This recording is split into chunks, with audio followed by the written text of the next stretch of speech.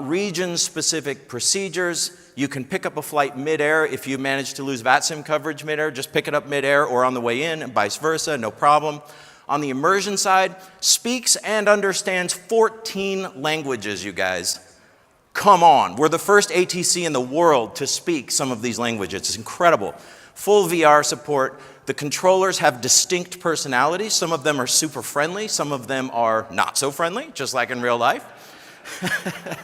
Yes, we model that. By the way, we also have Kennedy Steve. His voice, with his permission, is the ground controller at JFK. Very cool. Yeah, and the personality is there. The personality is there and it's hilarious, yes. Full multiplayer support. One of the important pieces of this for us was 0 menus, 0 clicks, right? We wanted this to really feel like legitimate ATC. Tablet, mobile view, regional accents, those beautiful neural voices that you heard are unlimited. 0 impact on your CPU or your frame rate, and you can pause, accelerate, walk away, whatever you want. Like I said, a little carried away. We're not done. We got a lot of work to do, but we've got some great stuff coming up. Things like traffic injection, full AI sequencing of that traffic, living world AI, and tons more surprises on the way. Those who've been our customers or have been following us know we announce something pretty cool just about weekly. All of that is coming this year. All of this is built on top of best of breed cloud compute AI platforms, right? OpenAI, AWS, Google Cloud, Microsoft Azure, all of these play critical roles in bringing together the multiple AI platforms needed to make this thing live and real. I'm going to talk about that here in just a second. Let me add that one of the downsides of this, which we're going to talk about in just a second, is that this platform is eye-wateringly expensive to run. We're going to talk about that in a second. We bring together also, let's see, which slide am I on here? The one on the left? Oh, there we go, I'm on that one. Yeah, I mentioned these platforms that we bring together in addition to the partners that you saw on the previous slide in order to build this wonderful flight simulation ecosystem. But AWS, Google Cloud, OpenAI, Azure all play critical roles in what we're doing.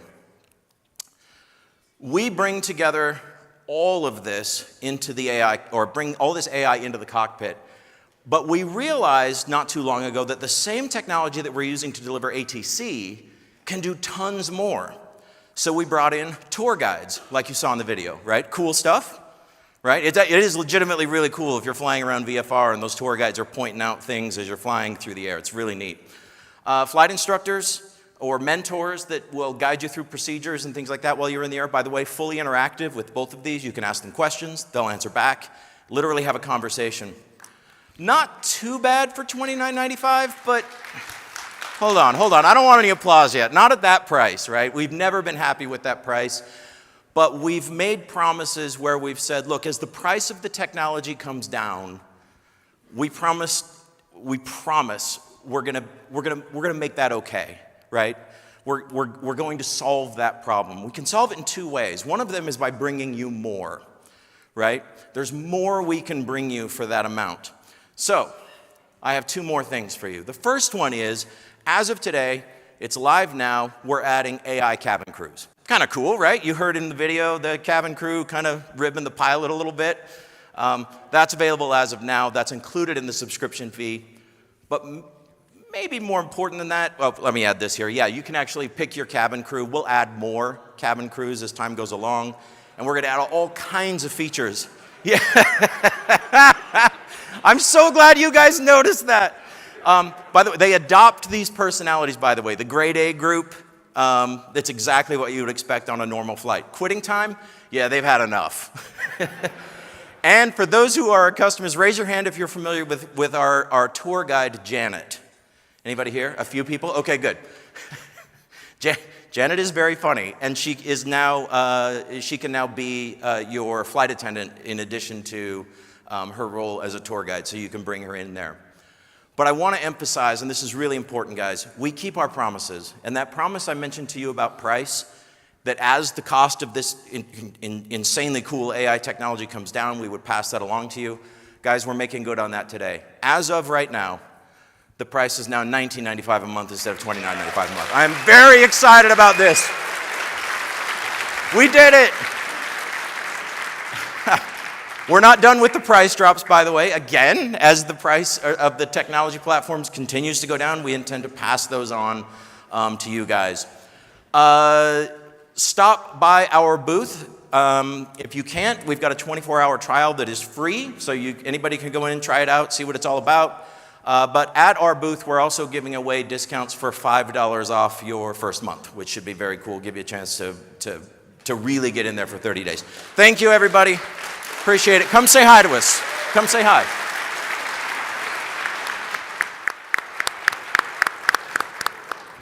All right. Thank you very much from Say Intentions. And I got to say, I'm probably never going to be a real-world pilot at this point, but now I can cross off being made fun of by Kennedy Steve off my bucket list because I can just do this. So fantastic. Dreams do come true. What are your guys' thoughts? It's definitely a nice milestone in the ATC world. There's a lot of really great ATC things happening in flight simulation, and this is definitely a big one. The price drop, that was pretty kicker. And then the 24-hour free trial, it's a hard argument. If you guys are afraid of getting into air traffic control, this is definitely a good first step. Definitely recommend it. I think for bringing new people into the community, into flight simulation, the different languages, the different accents, being able to use an AI ATC if speaking with a real person isn't comfortable for you to begin with, or maybe ever. Right. I think this is a really exciting, way to engage with ATC. And myself, I keep hitting my mic. The one person who I know in my real life who is an air traffic controller, used to be military, now civil, is a woman who sounds kind of like me, and I don't really hear that in, in other simulations. So I kind of like being able to customize this AI. The one last note before we go on to CAV Simulations here is that he mentioned something I'd never thought of before is, as someone who uses VATSIM a lot, there are those gaps where you take off at full ATC and suddenly you're on your own, or vice versa. And never thought about, I could just pick that up and take the rest of the flight that way with Say Intentions, or do it until I get to somewhere where VATSIM comes online. So very cool flexibility built in with that. So we next have CAV, is it CAV Simulations? CAV Simulations is here. James Cavanaugh is going to present, and they do some hardware for Airbus panels, it sounds like. So take it away, sir. Thank you very much. Hello, everyone. Thanks for being here today. My name's James Cavanaugh, and I'm the founder and director of CAV Simulations. It's an absolute pleasure to be here at Flight Sim Expo 2024, and I have some exciting news that I want to share about our latest products, which are going to be the airport LED displays. But before that, I want to have a little chat about what we do before that. What we started off doing was, about 18 months ago, I started off with a simple yet ambitious goal to provide high quality and affordable flight simulation hardware. Our initial focus was on creating bespoke LCD displays for the Airbus A320 family. We thought that there was a gap in the market for home cockpit builders who wanted realistic, affordable hardware that could meet the needs for their home cockpit building. We worked really closely with some real Airbus pilots to develop the displays that you can put into your panels to make them as accurate as possible in terms of the color, the font, the segments, making sure that they tried to give us that true-to-life experience that we're all searching for. They've been received very well so far. They've been on sale for about 18 months, and we've been blown away by seeing how you've been putting them into your products, putting them into your panels, and I really encourage you to keep sharing those pictures with us. But we offer the full range of the cockpit now, from the FCU, the EFIS, the RMP panels, the TCAS panels, the battery, the rudder trim. It's all there for the entire A320 family. So our journey's been incredibly rewarding, from these first prototype panels which we launched in March 2022 to the fully developed products that we're offering today. We've worked hard to try and balance getting the cost and the accuracy, ensuring that we give the quality that you all expect. They are out and ready. The next thing that I'm going to be talking to you is about what we're releasing today, which is our airport LED boards, but more on that a little bit later. We really think you're going to enjoy that. So, what are these airport LED boards I'm talking about? These are PCB boards covered in LEDs, denoting all airports that we will be bringing out. At launch, we're doing Heathrow, Innsbruck, Munich, Amsterdam, and of course, Las Vegas. These will show you real-world, real-time, live air traffic data on the comfort of from the comfort of your own desk.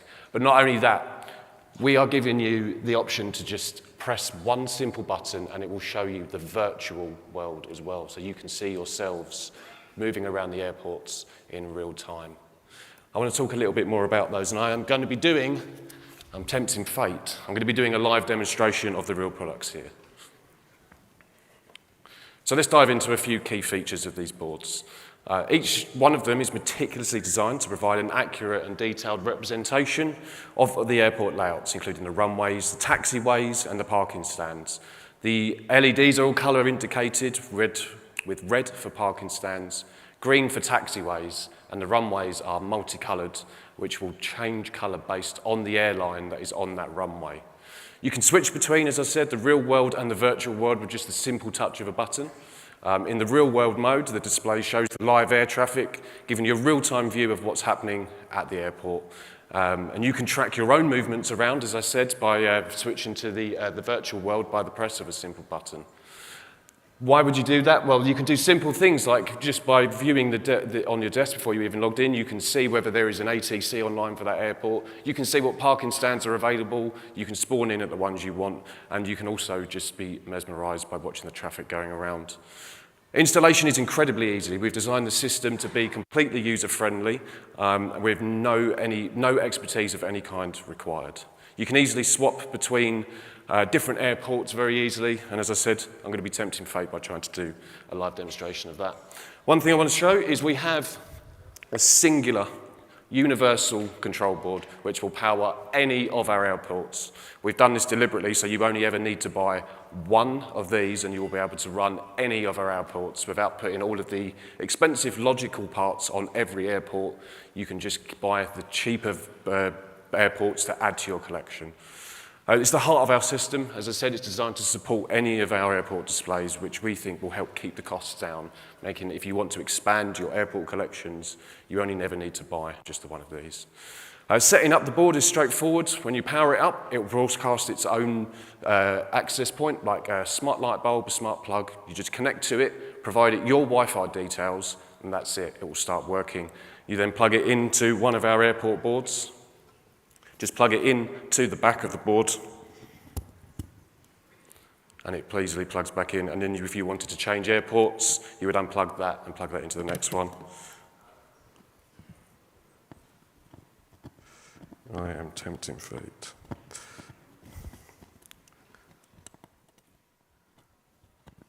And then there, it just mounts like that. We've got PCB mounting holes as well in all the corners, so you can put it in a frame, hang it on the wall, put it on your desk, and have it wherever you want. One of the standout features of our system is the flexibility it offers. As I said, you only need to purchase the one. So what about these makes them unique? Well, the combination of our LED mapping and the real-time data integration is one of a kind. It easily provides the ground traffic, whether you're monitoring the real world or participating in virtual flight simulations as well. We think, as I said, imagine having this detailed interactive map on your desk while you're in cruise, waiting for ATC clearances, queuing for runways. You can see your own aircraft moving around the airport. You can just check for the available stands and know if there's any ATC.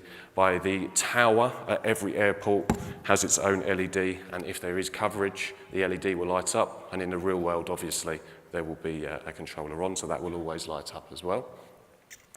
We've programmed over 500 different airlines with their own unique colours based on the primary colour of their logo. We think this attention of detail enhances the realism and gives you some more level of immersions. Moreover, the data stream for the real-time traffic is going to be completely free, and it will remain free for the life of the product. There is no mandatory subscription to use this product. Once you buy it, that is it. You will have access for life. We will be offering optional subscriptions to get premium features such as higher refresh data rates, the ability to choose your own colours for airlines. If you work or participate in a virtual airline, you can give your own airline its own colour as you wish. If you don't like the pre-programmed colours, you can change them to whatever you want for your own airline as well. We'll also add the ability for you to identify your particular call sign, and it will blink to let you know where you are, easily find yourself as well, amongst other features that will be coming. But none of that will ever be mandatory. You will only ever have to pay for the cost of the board, and access to the data stream will be free, and we promise and guarantee that. Now, let's tempt fate by trying to do a live demonstration. We're going to talk about setting up, putting things together, and the initial setup itself, from connecting the device to the Wi-Fi and to the server, and to the servers, and then just using the boards and what they look like. So I've got the next slide is going to put up a live camera here, hopefully. Yes, it does. So hopefully you'll be able to get a better look at the board. So I'm going to show you here Las Vegas. We have other airports available, as I said, but the time zone difference, I'm pretty sure it's about midnight in Europe, so there's not going to be much traffic. So we're going to focus on the Las Vegas boards. So let's give you a closer look at one of the universal control boards. It's a simple, camera's in the middle, isn't it? It's a simple product here. It's got a power connector, which then powers the actual board itself. But in terms of how you interact with it, it's a singular USB-C connector for power. We provide a power supply, but we've also just recommended the specs, so you can also provide your own power supply if you wish. Simple reset buttons and stuff like that as well, but that's literally the only interaction with that is plug in the power. And as I said, it just then connects to the board here. Now, I'm just keeping an eye on my time. I want to show you this working, so let's get this in here. When it powers up, it will scroll up and down, saying it's connecting to the servers. And it's still got a blinking Wi-Fi light. It's trying to there. It's just now connected to our servers. And here we can see all the aircraft currently live at Las Vegas. Excuse my shaky hands. We've got all the parking stands in red, aircraft on the taxiways in green, and the aircraft on the runway currently denoted by the different colours moving around. This is the standard data rate. So you're not seeing the premium one, this is the standard data rate. And I don't know, I haven't checked if there's anybody on VATSIM, but I'm going to very quickly press the button here. And that is currently live VATSIM as well. It's as simple as that, just by pressing the data source buttons on here. I am out of time, so I'm going to end it there, but I'm going to be here for the whole weekend, and I would love to talk to you more about this, and I'll have these with me. So thank you very much for your time, and if you want to see more, please come and find me.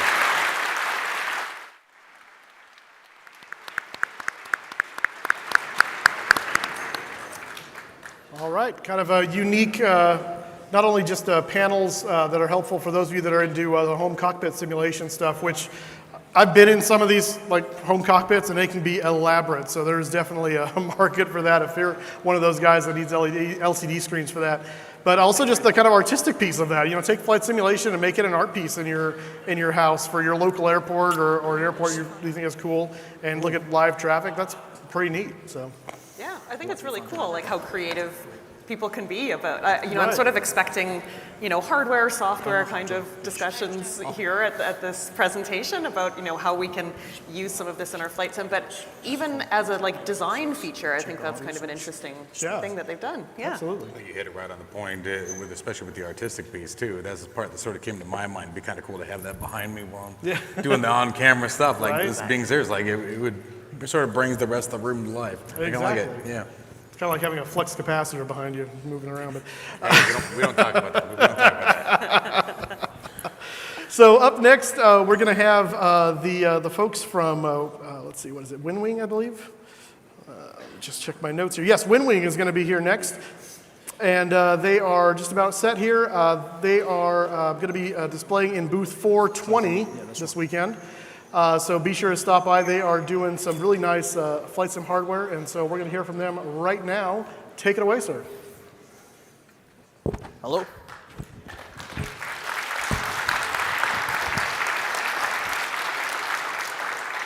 Thanks, guys. Just a I wanted to make sure that everybody can hear me. How's my sound on the back? All right, perfect. Folks, my name is Tony. I'm the product design consultant for WingWing. Before I begin our presentation today, I would like to thank the management member of the FS Expo. Thank you for this great opportunity so we can stay on the front stage today. I believe this is our first time participate in such a great event. And I would like to thank the audience here. You guys helped me a lot during my tough years and in my upbringings, and the flight simulation has always been a part of my upbringings. So a little background about me. I'm currently serving as flight crew members for one of the U.S. major air carriers. I flew almost all the Boeing aircraft, 73, 75, 76, 777, now back to the 73. So this community has taken care of me during my tough years, like I talk about it, right? So, all right, let's get back to business then. Let's see okay, right there. All right, cool. So, WingWing begins as one of the hardware companies that we are specializing in the commercial level flight simulators. We have the closed loop loading, the load control feedback systems, OpenGL graphic implementations, flight model researches, and we are doing using the rear aircraft to research the flight models and the actual aerodynamic numbers that we're using it. So, with all those things, we have successfully obtained the level 5 FTD certifications from Civil Aviation Authority of China. So, now all of those things seems to be a little far away from a flight simulation standpoint. I mean, home use flight simulation standpoint. So, but in reality, we are be able to bring down the cost and bring up the accuracy of the hardware and the software at the same time.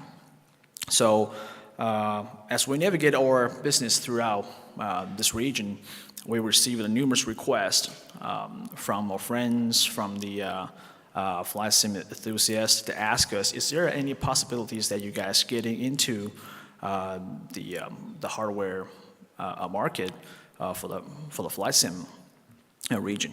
So with the sheer volume of requests that we started looking and to provide a full set of flight sim gear for the Flight Sim 2020 or X-Plane platforms and the DCS platforms.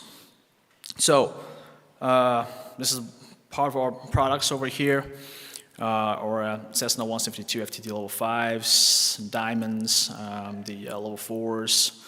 But now we're actually be able to do something that's really great and with a lower cost. So this is what we did in the past couple of years. It's a one-stop shop solution for the hardware for the military simulations. As you might can tell, that's an F-18 seat over there.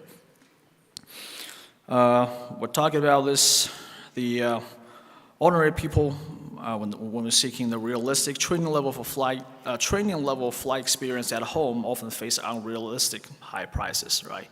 Sometimes even they say it's a competitive price. I totally get it. Yeah, it's somewhat higher than what we can afford. So, not just about the price, also the complexities of the project. Let's say I'm buying a bunch of the hardware. How did I connect them? How did I make it work? Is there any options that I can just plug and play? Yes, we can do that. So, can we produce the highest qualities of flight simulation hardware close to training level while maintaining an acceptable profit margin, keep us competitive with other companies? And we have the answer for you. Oh, I'm sorry, the audio have problems. Oh, it's not.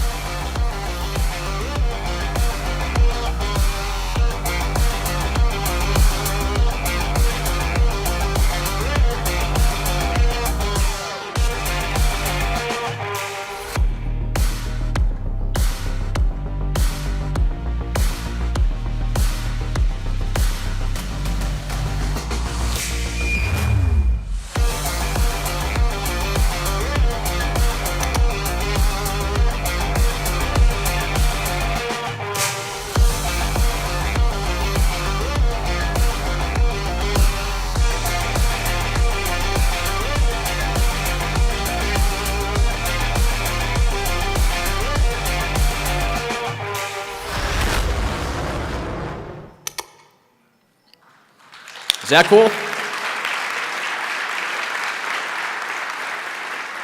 Yeah, thanks, guys. Yeah, that's a real cool video. So that's probably this is my third time seeing it. So yeah.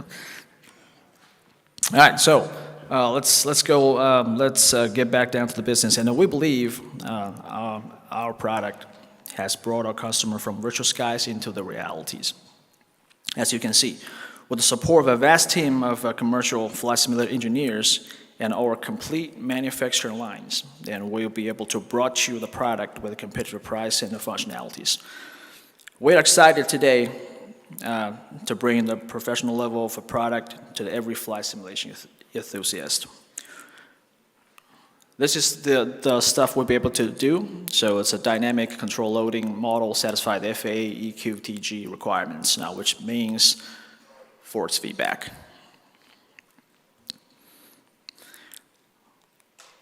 Now, for the product that we'll bring next,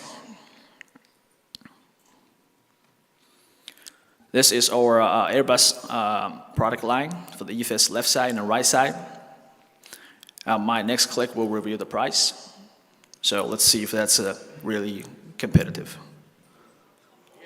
How about that?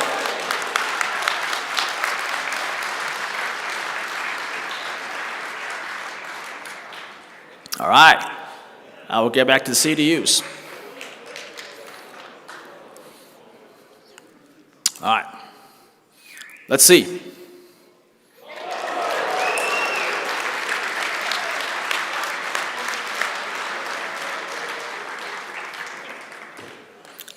And sure, we got more. Oh, sorry. That one's to be determined. So, all right. Yeah, free.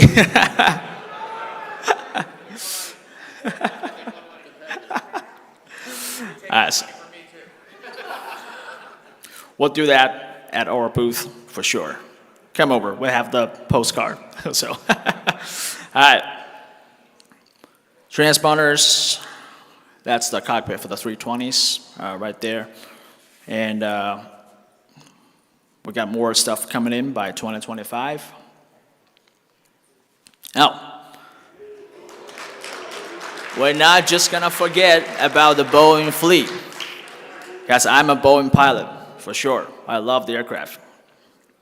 Even it's 737 MAX, so. How about that?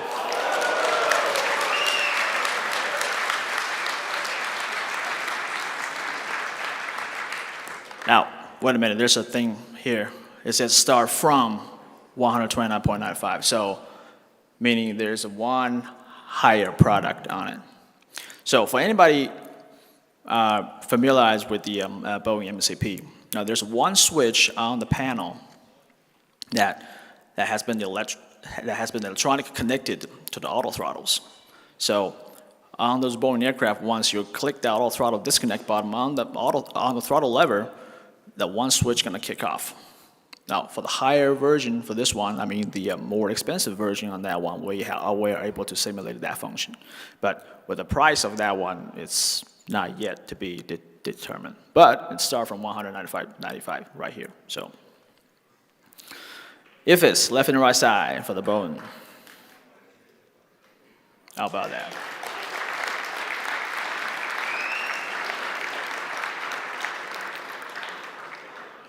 Now, as we're showing the products here, our booth is getting ready for each and every one of you. So we have the demonstration team set up, the hardware things has been set up as we speak, and we do invite you. Come out, talk to us, check the things out.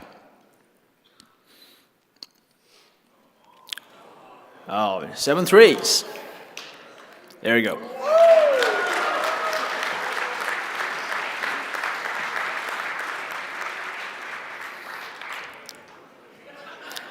Yeah, this says never dead out of date, so yeah.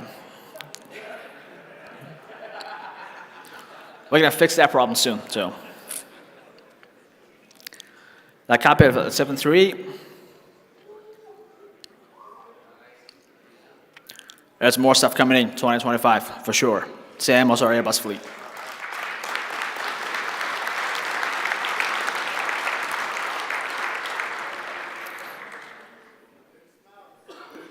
Now, ever since our launch of our first airline product, the FCU for the Airbus, the combat simulation users have a worry about that we're no longer supporting a combat simulation product line. That we have to change our focus. No, we don't just give up our product line, we just got better. So, here's what we're preparing for you for the F-18 joystick version 2. Now, it has an exclusive enhanced immersion experience, which means it has a vibration motor inside the joystick. And we have developed a model which will correspond your actual flight conditions, in the simulator, in the DCS, or in other games, that will give you a vibration feedback, which you can feel. You lower the landing gears, raise the landing gears, weapon deployment, you takeoffs and landings, all the touchdowns. And yeah, it feels great. I do invite you to come check us out. We do have one set up over the booth that you can actually feel the vibrations on the stick while you're approaching the stall. So it's extremely good. And this is our vibration motor adaptation schedule. As you might see, we have fully adapted all the DCS now, and we're working with on the Microsoft 2020, and it's supposed to be finished by today, so June 24th. Okay. And the finalization day for the War Thunder is going to be on September 9th. So within this year, the majority of the simulations, whether it's airplane simulations or space simulations, that will be all adapted with our vibration models. This is one of our new product this year, the Ursa Minor airline joysticks. As you might tell, it kind of mimic one of the airliners that out there. So it has a left and a right stick, so we separate them, because we understand that the Airbus have a different shape for their side sticks. So we just, give the pilot two choices. Now, they might choose right, they might choose wrong the first time, but they'll choose right second time, for sure.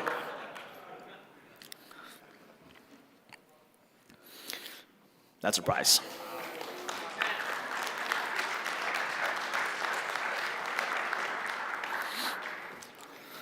All right, so as we're coming towards the end of the presentation, I want to talk about another matter before I actually forgot. So we've always tried to make your home simulation experience into the realities, right? But we weren't the first company to doing that. Years ago, a force feedback technology was introduced onto the joystick. This has been done by the Microsoft. It's been 27 years. I know, I was a baby at that time. But I still have one of my collections of Microsoft force feedback with me at my home. I like Iron Man's dad, Howard Stark, says, I'm limited by the technology of my time. Now, even today, the force feedback systems on a home cockpit still wasn't cheap. It wasn't easy. And it's extremely hard to get it calibrated accurately. Now, I believe we're no longer limited by our time and by our technologies. Here I'm presenting to you Cybertar's force feedback joysticks. It has a FAR Part 60 Level 5 joystick control loading force feedback systems. Now, simulation platforms and add-ons development only needs to provide us the usual data, which means just a user interface. And we have the force feedback model. Now, that's the conclusion of our presentation for today.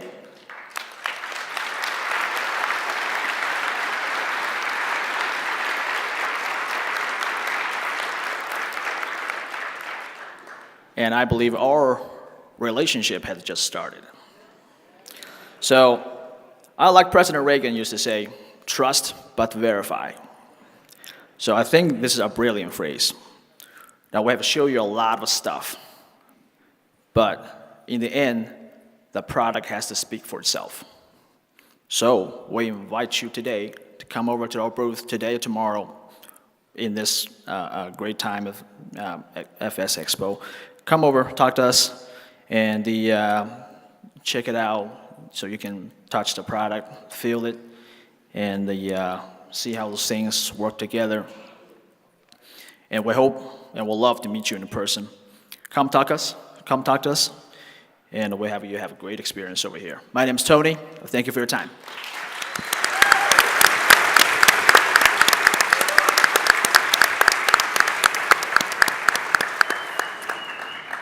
All right, well, your reaction to the price point for all those products, I think, speaks far more volumes than our reactions here on stage. I think that was awesome. So in order to save some time here, because we need to catch up a little bit, we're going to stifle our reactions. We're going to let your reactions stand on their own. That was awesome. Thank you.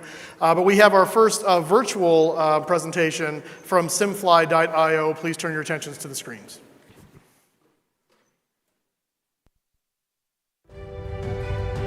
Roger. 5474 Serenity 255. Hello everybody, and welcome to this video. This is Roberto Capodici. I'm the spokesperson for Simfly, and I will let you know and I will show you what Simfly is all about.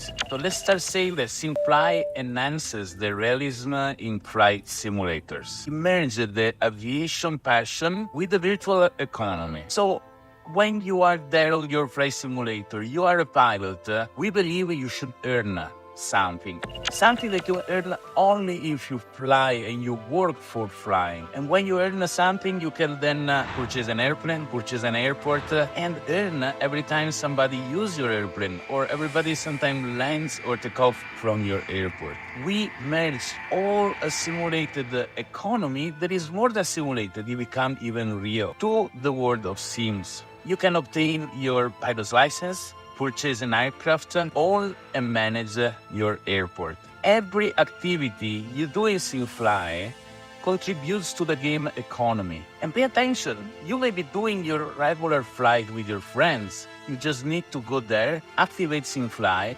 start the flight, and then go and enjoy the flight with your friends. While you do that, you are producing PAX token. PAX token is a token that you can use to then make expenses inside this Simfly economy. But it's more than that, because you can also trade it and sell it to your friend and sell it to other users that want to take a shortcut and be there faster. So you can monetize your flight time thanks to Simfly. Simfly is a fly and earn system that leads to real rewards. There is a marketplace. You can use your PAX token to go in the marketplace and shop for more assets. You can customize, buy, sell pilot license, aircraft, and there are over 40,600 faithfully reproduced real airports. This is a unique investment opportunity in flight simulation. There is a dynamic marketplace for all the asset management. It's a revolutionary flight simulation project. You can transform your virtual aviation interactions and extend the simulation from just flying an airplane to be also part of a career and a full economy around aviation. It's important to say that it's an ethical flight to earn with blockchain integration. Ethical because the value of the token that is produced and is minted is given by pilots flying airplane. So not everybody can go there, sit and fly an airplane. So the value of the knowledge on how to fly an airplane is what makes a difference. So it's an exclusivity to those that know how to follow the correct rules. And better you fly, more you earn. You have a bad pitch angle in landing, you lose your earnings. So there is all an analysis on how your flight is done, and based on that, the emission of PAX token is given to you. Simfly is born in a collaboration between creators, a flight instructor, a flight academy, and a Web3 expert, which is me. We have a team of developer, designer, marketing expert, people designing UX, UI, and preparing an interface that is simply excellent. I suggest to go to simfly.io and see with your own eyes what I'm talking about. It is an amazing place for simmers to go and also create community, but interact in a very powerful way with the real economy around aviation. There is a comprehensive wiki. We have regular newsletters, Discord servers, a YouTube channel that brings all the updates every week on the evolution of SimFly. Pilots, airplanes, and airports earn experience point based on the usage. So there is a point that you do based on the amount of time you fly, the amount of flight that an airplane does if it's yours, and an airport does. And these experience points allow you to upgrade the level of your asset. And higher the level, more mission you can do, and more income you generate when the asset is used. Pax, on the other hand, is the virtual currency if you want in SimFly. And you can use Pax to buy, sell, and manage assets, but you can also sell your Pax to other users for actual money. Pilot license is essential for a flying career. You can also fly use SimFly and collect experience point without owning a license. So it's free. There is no money to pay to play. You go there on simfly.io, create an account, download your plugin, set it up, and start flying.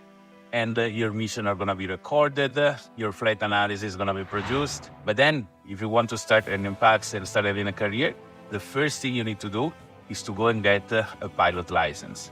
And I suggest you get one now, get one soon as you get back home, because they gonna be more expensive soon. So we are still in the launching time, so don't lose the opportunity. There are also many different aircraft models. Some are special edition in a limited number, only few gonna be available. We already had several and more will come in the future. So only few people, only few users can purchase a particular model with a particular livery to have a unique object that they can conserve, collect, or resell. There are also more and more models that are going to be released with time, so that based on what is your preference to fly with your flight simulator, you can find the airplane in SimFly. Airports with experience point based on how many landings and takeoff they do can increase the level and they can increase the traffic. So even you start with a grass strips airport, or you start purchasing an airport that is very big like Dubai or London, it's gonna be anywhere level 1, and more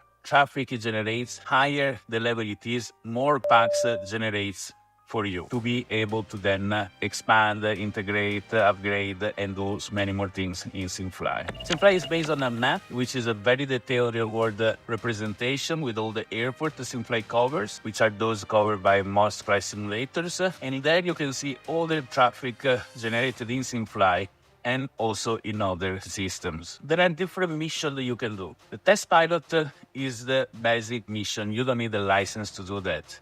Then there is the restricted flight, the scheduled flight, the pilot day, the tour mission, and in the future there is going to be an editor for people to create their own specific mission and invite others to participate in it and see if they comply to the rules of your custom mission. There are detailed reports at the end of each flight, and there is a logbook for each pilot with all the records of all the flight done in SimFly. You'll be able to see your statistic, the tour around the world, and there is all the data that you wanted to know about your flight situation. There is also a leaderboard with the player rankings based on how many miles have done with the airplane rather than experience point collected, numbers of hours fly, and so on and so forth. We are using AI, because who isn't in 2024, to give an analysis of the flight in the most details and depth manner as possible.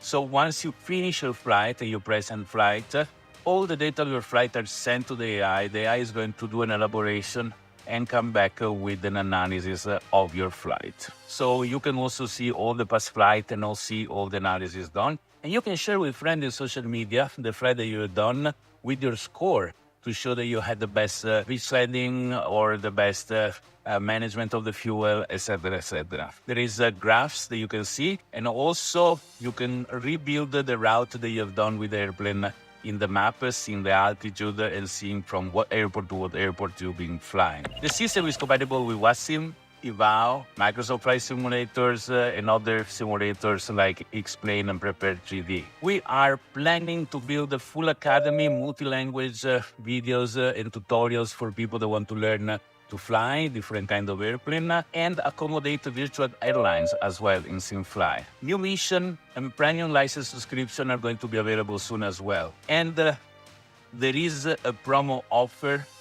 There is a discount on all the sets valid for a very short time. So you can use the coupon code that you see on the screen now and use it to buy at the discounted price your license, your favorite airplane, and your favorite airport, unless somebody else already bought it before you. So rush up in simfly.io, get at the discounted price your asset, get your account, register in our Discord server, follow the newsletter, and subscribe to the YouTube channel. Thank you very much for watching, and SimFly, take off and get more.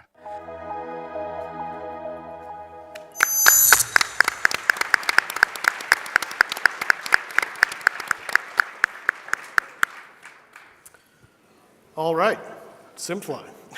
What do we think? Great.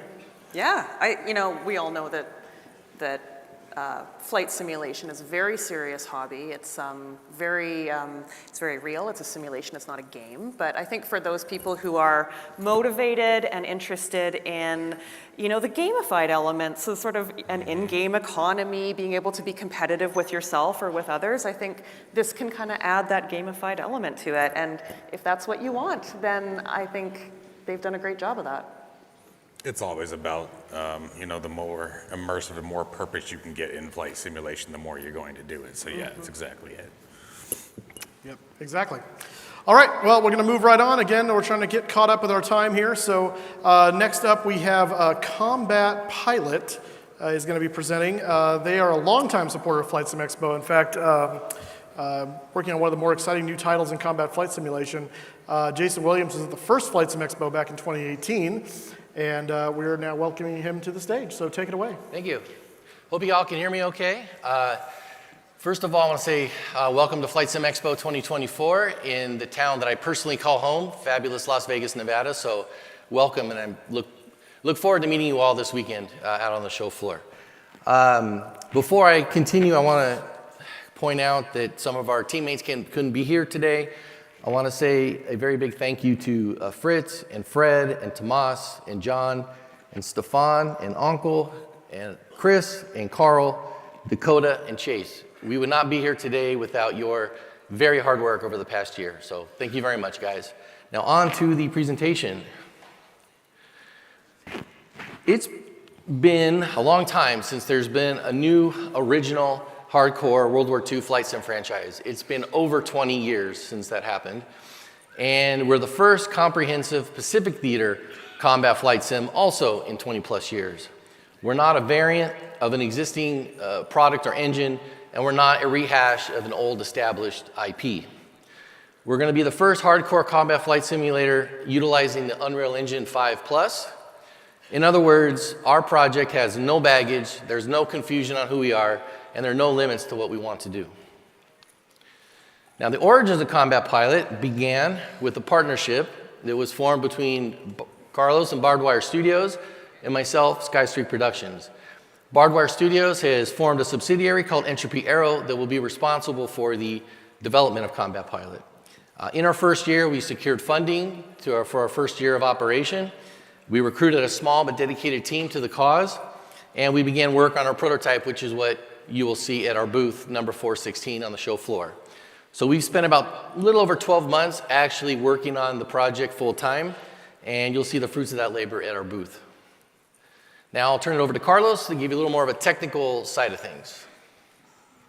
All right, hello everybody. I'm Carlos Flores. I'm the CEO of Barbed Wire, and I currently oversee the technical aspect of Entropy Aero. And here's a brief history of time of 2023. We've worked on 4 main pillars, them being technology, how can we push our product, implementing everything together into a cohesive product, developing the content that builds our game, and doing the PR and marketing to make it aware to all of you here. In terms of technology, we're taking advantage of the full potential of Unreal Engine, from DirectX 12, ray tracing, PBR, multi-threading, physically based sound systems, and virtualized geometry. No more problems spotting aircraft in the sky as they switch LODs. From implementation, we're still working on the game mechanics, plotting the damage model, developing our geospatial solution, but we do have a tool set that we are using to derive the flight mechanics of those airplanes which are really hard to find information about, like the Japanese. This is a really powerful tool set that we are very proud to have. When it comes to content and peripheral support, we do have Tracker on our hubs, but we also have support for Track IR, and we're working on VR and motion support and all the goodies. For content, we have high-definition models, state-of-the-art, and we're working on partnerships to be able to develop more content in the future. Research, translations, beta testing, the full Monty, so to speak. For PR and marketing, we do have a Discord server. We set up our website. We have newsletters and surveys that you can sign up to that help us a lot in focusing our development. We're here at the FS Expo, and we also plan to set up Patreon and other merchandise. Jason will give more details about that in the future. And now we're going to talk about our approach. We do have a very unique approach, and in order to make it a bit clear, we're going to identify 3 main challenges that we plan to surmount. The first one is having a huge amount of different aircraft in the sky to a high degree of fidelity. It's 2024. Making detailed content takes a lot of time and money. The second challenge is keeping up with technology. This thing's going to have a shelf life of 20 plus years. How can it be relevant in 2040? And the third challenge is how to provide a simulation that is true to history and that people can rally behind and say, this is a realistic flight sim. In order to tackle these challenges, firstly, for the first challenge, we do have a modular development of theaters and cohesive aircraft to go with it that Jason will give a little bit of insight about later. We do plan to collaborate for content development with talented partners, and we do have a very long planning to be able to make into fruition all of our goals. For the second challenge, we do have the advantage of Unreal Engine 5, an engine where every year millions of dollars are invested into pushing the boundary of the technology, and we have modern development practices, PBR, advanced engineering tools, so that any talented content creator can be onboarded with state-of-the-art technology and they will feel right at home. For the third challenge, this is a product for the community, by the community. I've been flying Flight Sim since I was 4 years old, and so has Jason. We have a transparent development where people can help build our product, be the best version of it that we can, and we do have a very simple approach to business. Our investor and our hardworking people always put the product and customer first. And with this mindset, we can make sure that we're not going to release something that we can't be proud of. We want to make sure that Combat Pilot is that IP that people can be happy about, a Western product of quality and a very long future ahead. Talking about the future, now I'm going to pass it on to Jason, who's going to talk about the plans for next year and onward. Thank you, Carlos. First, I want to say some of our slides have been truncated somehow. I think something happened to the formatting, so I apologize for that. Let's talk about our second year of development. We've been working at it for a little over a year. Now, in our second year, we have some very obvious goals. One, we need to increase our budget and expand the team. We're going to continue to refine our fundamentals such as physics, flight modeling, systems modeling, and of course the geospatial for you to fly over. And we're going to work on some new areas such as the AI, the damage model, our weapons, and our visual effects. And we'll start to work on our multiplayer, and of course we're going to offer VR support just as soon as we can, which is not very far out. We're of course going to build more aircraft and more ships, and we're going to work on our improving our graphical user interface and a launcher to help manage installs of the product. And of course, when the product matures a little bit more, we're going to have rigorous testing with alpha and beta testers in the near future. So what are our plans beyond the second year? Well, Combat Pilot's going to be released as a franchise with many different phases of development where each milestone brings something new. until the product is quote unquote, feature complete. Our first theater of combat is going to be the Battle of Midway. And we're using the Battle of Midway as our proof of concept and our playground for our first bit of content that we're going to make. And we're also going to increase our community development and improve our web properties that some of you may have already seen. They're a little rudimentary at the moment. On the development side, we're also going to find, as Carlos mentioned, qualified content partners to make important aircraft and ships. And in the not too distant future, we're going to launch a Patreon and merchandise operation to help, because a lot of people have contacted me about somehow contributing to the bankroll of Combat Pilot. So we're going to give you an opportunity to do that if you're so inclined. And now that we have Midway established and we're working on a prototype, we're already planning for years down the line. So our first large-scale theater outside of Battle of Midway will be the Solomons. So if you're a fan of Guadalcanal, we're going to go there. And now for a short video of our demo. Hopefully it works. And I think I need to click it one more time. Yes, sir. All right. There you go.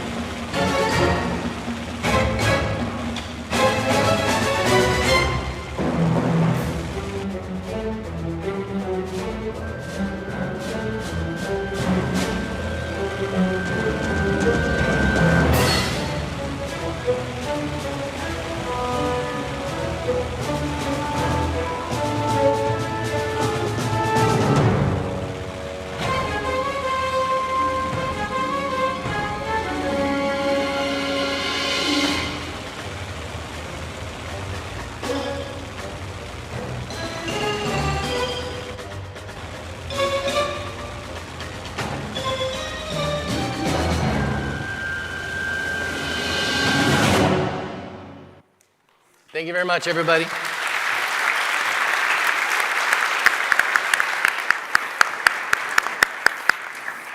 All right. Thanks, guys. So at the last break, we're not taking a break right now, don't get excited. The last break, I was talking with a few people, and one of them even mentioned it's time for us to have a combat flight simulator, kind of like we had, Microsoft had combat flight simulator years ago, that was kind of old school stuff like this, and I did not know this was happening, so this is really cool to fill that spot. So. That's exactly where I was going with it. It's been a while since we've had especially a good warbird combat simulator. We have a lot of modern jets, modern combat, things like that. DCS World, and still offers both sides of it. But yeah, dedicated warbird, it got my attention, definitely. Yeah, definitely very cool. And it's come so far in a year. For them to say that's the first year of development, what's on deck for the second year, that's pretty incredible. Yeah. Exactly. It's going to be neat. So something to look forward to and check out, especially if you are into combat flight simulation. I know a lot of us are into airliners and GA and stuff like that, and shooting at other planes isn't necessarily something you're always thinking about, but it can bring a whole new fun aspect and camaraderie to shoot your friend out of the sky kind of thing. So. Next up, we're going to have this. I'm actually very curious about this one because I don't know what this company does, actually. And there's no information here for me other than they're called Slytherin. My assumption is it's Harry Potter related, but I don't think that's actually what it is. So they're finishing up, getting it ready. Guys, just let me know as soon as you're all set to go. Real quick, though, while we're stalling here, or are you guys good? We good? I'm good. Okay. Go ahead. I just cut my mic off, so. All right. Hi, everybody. My name is John Coughlin. I am representing Slytherin Games. We are a war game and military simulation and strategy game video publisher and developer, and I'm going to be showing you guys Scramble Battle of Britain. This flight sim community Slytherin typically we make a lot of strategy games, so this is our first opening into the flight simulation space. I'm just curious because we don't have a ton of marketing data on this yet. Can anybody who has heard of Scramble raise your hands for me? This is a small sample size. So this is excellent. This is why I wanted to come here. I am super excited to be here at Flight Sim Expo because this is a very special event to me. My clicker might not work. Go ahead. Or maybe we're not. There we go. There we go. In 2019, I went down to Orlando and showed a very tiny game called Roger Meatball at the Flight Simulation Expo. And it was the first time that I'd gone to the event. I went down not knowing a single person, and I walked away from this event with a couple friends in particular who have remained lifelong friends. We talk every single day. I now have a big pool of friends who are all here coming to this event together. This has been, the flight simulation community in general has been important to me. This event has been incredibly important to me, both personally and for my career. So for that, I want to thank Evan, wherever he is, and the rest of the Flight Simulation, or the Flight Sim Expo staff, because they put on a really fantastic thing. And I encourage all of you, especially the people who are here for the first time, look around while you're here, meet some people, shake some hands, and build some memories, because I promise it's going to be worth it. So Scramble is a tactical dogfighting video game. It's a turn-based game. So you set up a turn for all of the airplanes that you pilot. You're actually piloting airplanes. You set up maneuvers for those airplanes, and you hit simulate, and then it runs through about 2.5 seconds of simulation, and there's a full physics simulation underneath the game. There is damage modeling. There is pilot physiology. Your pilots can black out, they can die. And in Scramble, what we are attempting to do is to take combat flight simulation, which is like a reflex-heavy, stressful sort of engagement, and slow it down so that you can really enjoy the tactics, and you can explore, and you can learn. And we provide you with a bunch of tools for planning your maneuver, for exploring the airspace, and then for analyzing all of your performance. And in a minute here, I'm going to have my friend Sebastian run a live demo of the game. So Sebastian, can you tab out to Scramble? That should be it.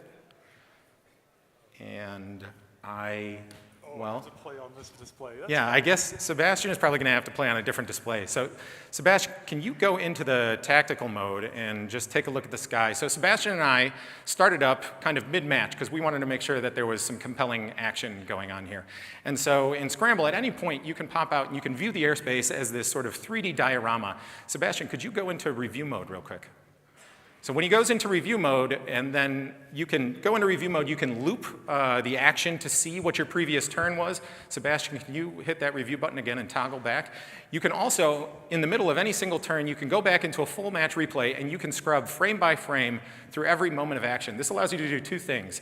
It allows you to analyze your tactics, analyze your performance, try to figure out what your enemies are doing, but it also gives you a ton of flexibility to capture some great screenshots, capture some video. We have a full suite of cinematic tools that should allow you to take great photos. And so now, Sebastian, I'll have you hop back into the regular with the tactical mode, and we're going to just let Sebastian run a turn here, and I think he's probably in a pretty good position, so you can go ahead and advance.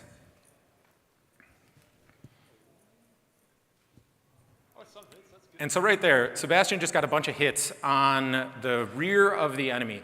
You can see that Sebastian has that plane targeted, and down on the bottom of the aircraft silhouettes on the UI, down on the sides, when a part gets damaged into like a critical state, it'll start to flash.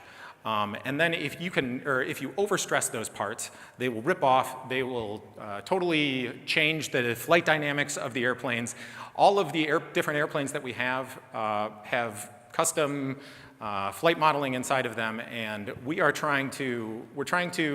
not necessarily trying to match precisely the numbers that a specific mark of Spitfire is going to output, but we are trying to match the trade-offs in between all of our aircraft. So a Spitfire is going to be able to turn like crazy. A 109 is going to dive really fast. It's going to roll really fast. A Hurricane is going to turn tightly at a lower speed. It's going to be a really stable gun platform. This first iteration of Scramble, which is a brand that we want to exist for a long time, is set in the Battle of Britain. And we have a playable free demo that's up on Steam right now. It launched on June 10th for Steam Next Fest. And so you could go to Steam at the moment. You could wishlist the game. You could download the demo if you brought a computer along with you or when you get home, and you can play it right now. This is a vertical slice of the game that we have on this demo. And so it's going to allow you to play a couple training missions just to get familiar with the mechanics. It's going to also give you a bunch of sort of preset missions that we've made for you. But then we also have just this instant action mission randomizer.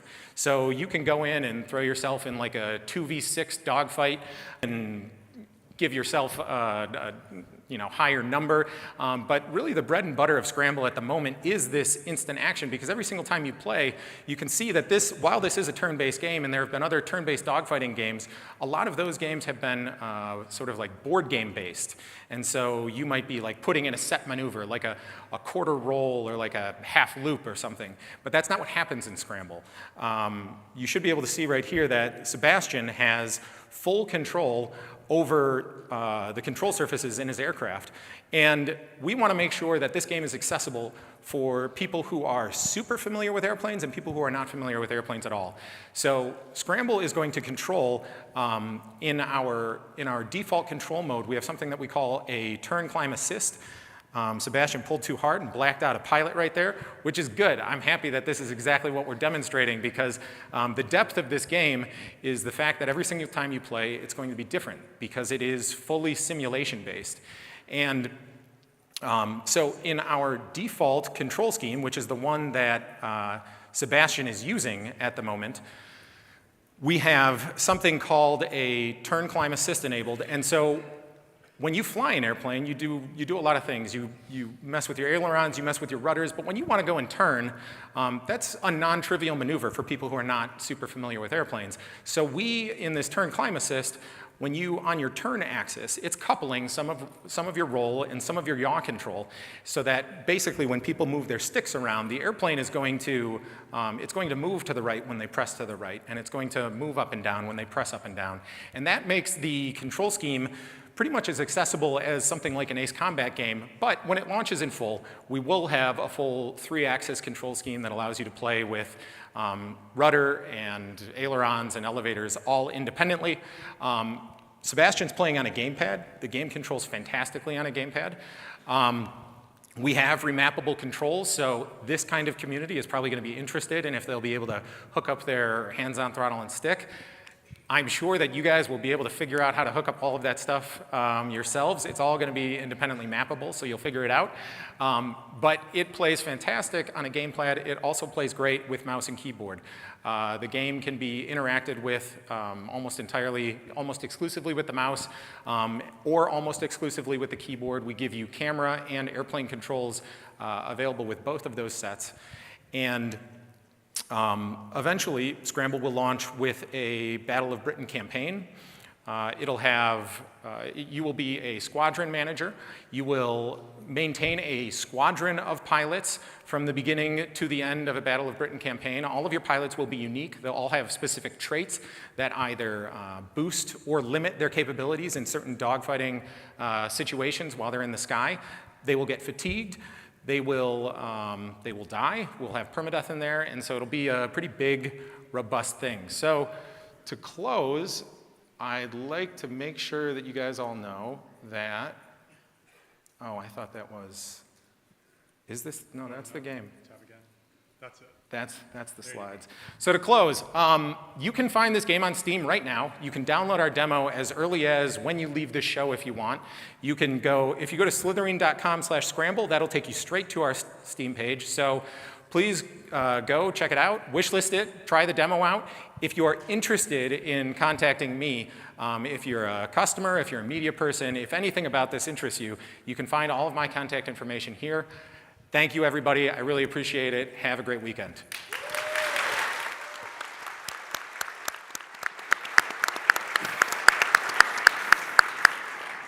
All right, so it was not Harry Potter, so that's good.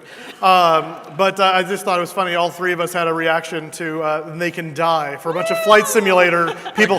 We don't die in Flight Simulator. What is that? So, but a very interesting new kind of game. Very strategy. It actually reminds me of being like watching Top Gun and watching them review all of their maneuvers and stuff like that. So, very cool. What are your thoughts? Yeah, definitely right along the same lines of sort of where I was going with that. We have a tool that we use when we do our combat analysis in DCS that looks like they've sort of implemented right into the game, so that was a good call. Very cool. And I think it's cool that it's so accessible to people who may not know a lot about the planes from the Battle of Britain. Right. They may not have a lot of fancy flight equipment right away, so someone just getting into Flight Sim and thinks this is interesting can just hop on their mouse and keyboard or their game controller and hop in and give it a try. Absolutely, absolutely. So with that, guys, we are going to take another approximately 10-minute break. Again, get some water, get hydrated. When we come back, we're going to be hearing from the likes of Navigraph, Fly Inside, Flying Art, Toby, and plenty more. Hope you guys are finding this enjoyable and exciting. I know I am. We'll see you back in 10 minutes.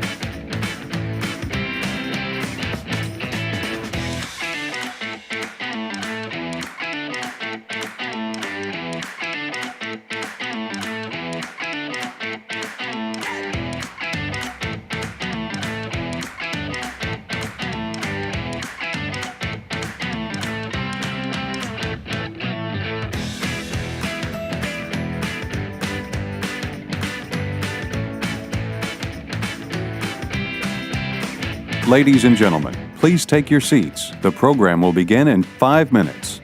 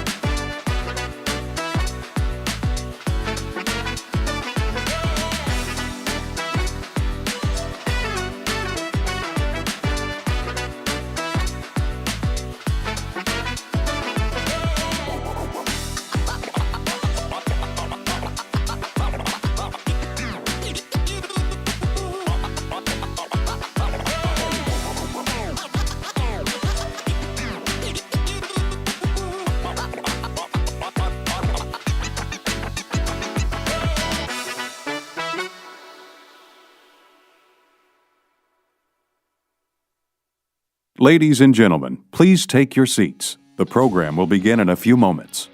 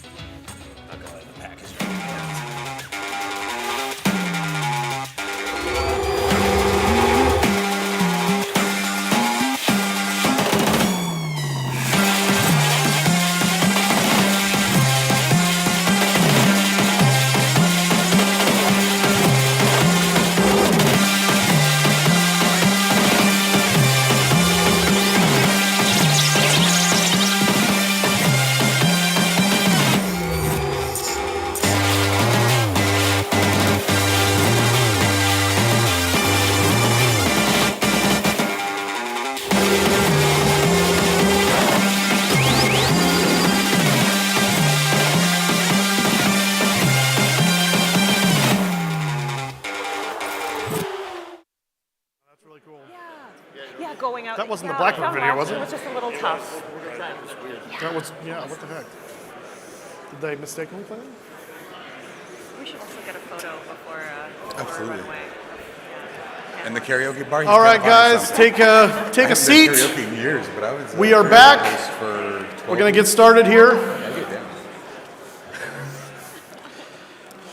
And coming up next, we have Micropose. It's going to be a video. The next video comes from a company that a lot of you remember as a hallmark in games and simulation.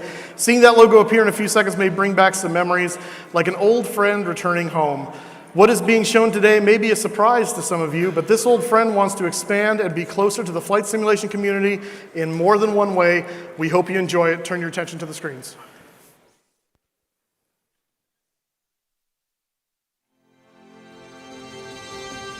Tower 139 requesting taxi to the active runway, wind direction, and altimeter setting, over. Army 455, traffic southeast, cleared to main runway. Taxi following north perimeter track. Well, let's get her in the air.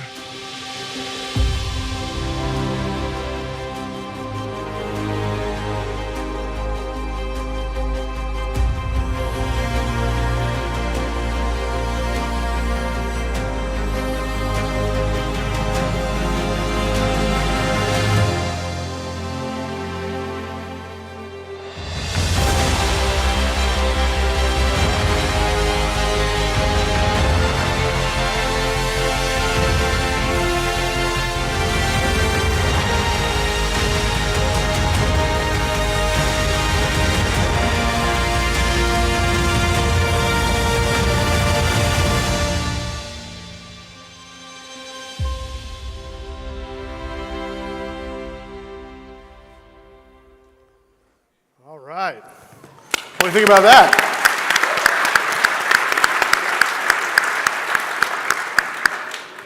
Man, we've been kind of on a warbird kick the last few presenters, but B-17, that looks amazing. Holy goodness. What do you guys think? Oh, absolutely. The B-17 is probably one of the most iconic aircraft Is of your World mic War on? II. Probably not. There we go. There it goes. Hey, Try it hi, again. guys. I'm back. Anyway, the B-17 is probably the most iconic aircraft of World War II, in my opinion. I always have to say that. the YouTube thing kicked in there for a second. But yeah, gorgeous aircraft. Awesome. Looks cool. It looks very cool. It looks very cool. All right, coming up next here, we have a Navigraph. There's probably not very many people in this room that doesn't know Navigraph, but maybe there's a few. So I know I look at their charts every time I open my sim, so.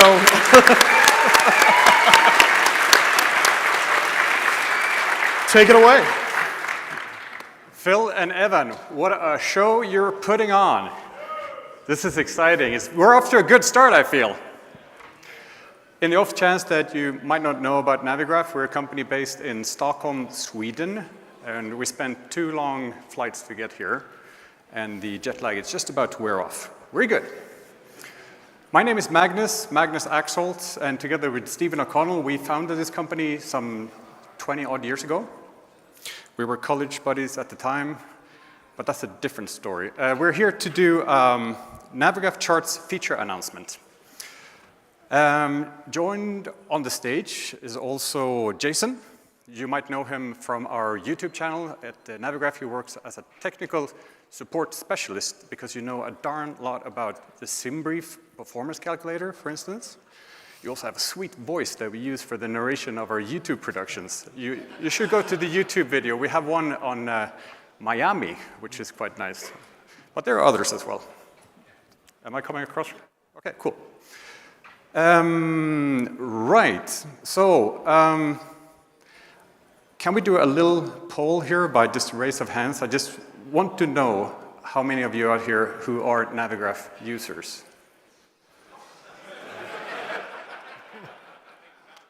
All right, thank you for your support. As you know, we are very tightly linked to the community. We have big ears and, believe it or not, small mouth. And we're listening really closely to what you guys want. So please come over to the booth afterwards and tell us exactly what you want for the future, and we will do our best to build it. Also in the booth, we have a little surprise for you. As you might not know, Navigraph has a side gig. We're also a food company, apparently. Previous shows, we have offered a hot sauce, which some of you still have in your fridges, I believe. In Houston last year, we offered a barbecue rub because we thought that would be fitting. And this year is no different. We have an apron in our booth that you can get. There's a little effort required on your part, but I'll tell you more once you come and see us, all right? Okay, so when we were in Houston, we showed you weather. We had weather overlays, but that was a year ago, and since then, a lot of things have happened. For instance,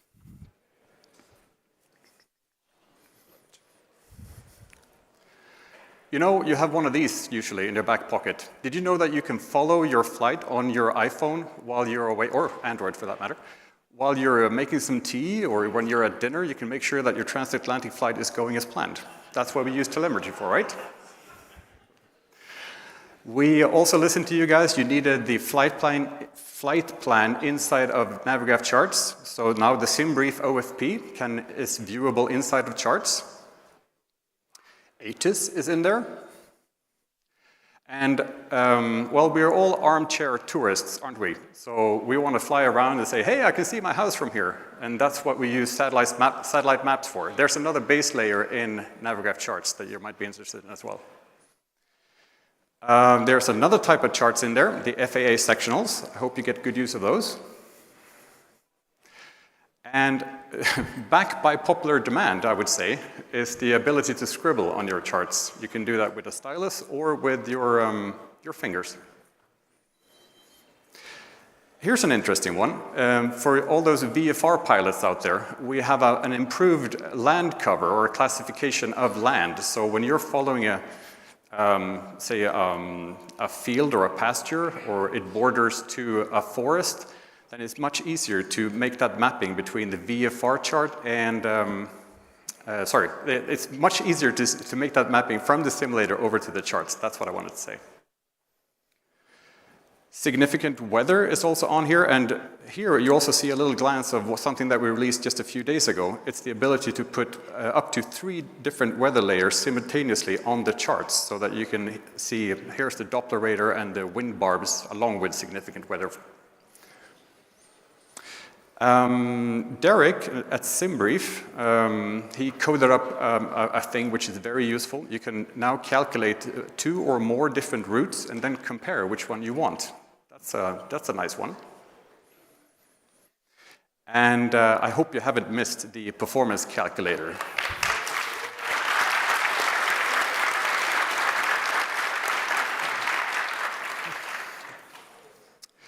And then, of course, to all the developers out there, you know that we have APIs and we have a pretty crafty development department as well, and we love to work with you. So if you want to have Navigraph charts in your add-on aircraft, or if you want to use our AMDB data, for instance, or what might it be, just give us a shout at dev@navigraph.com and we'll make it happen. So, we're here for a feature release, and Stephen here will be performing a technical demo. Jason and I will have a little chat about the significance of this particular feature, and the feature is, drum roll,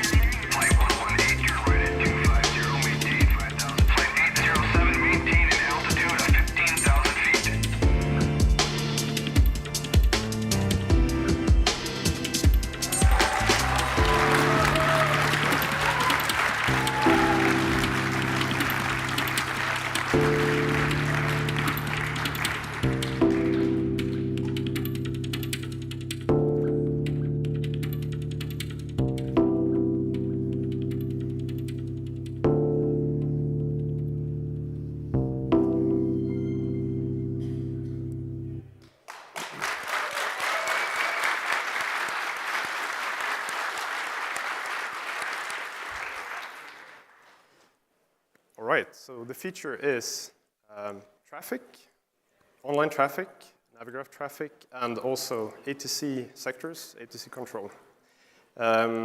This is the top-rated feature request in our wish list, and it's being asked for by you guys for many years, and we're very happy to be able to present this coming feature today. Now, I say coming because it's not released yet. It's currently in active development. We're still taking feedback, so if you want to try this out yourself, you can come to our booth. We will have a live demo there as well, and we'll be happy to talk to you about this and how we can develop this. I'll attempt now to do a technical demo. This is live with a bit shaky mobile connection, so bear with me.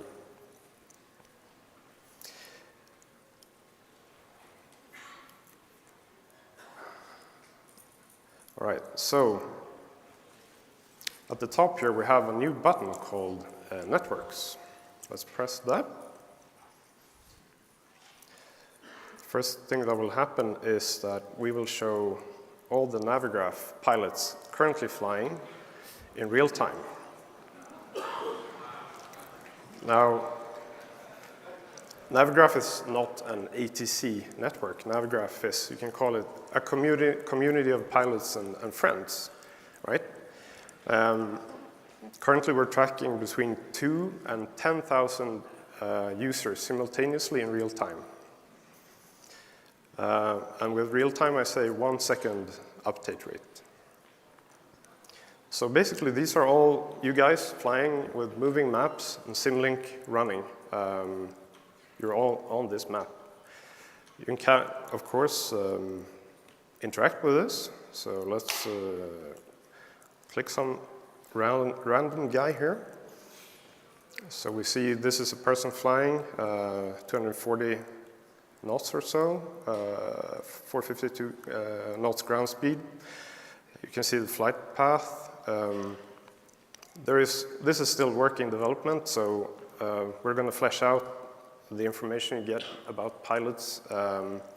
So this is currently what we're sort of working on, and we'll be happy to talk about this in our booth with you guys, how we can develop this sort of Navigraph network further. Let's leave Navigraph for now and check out VATSIM.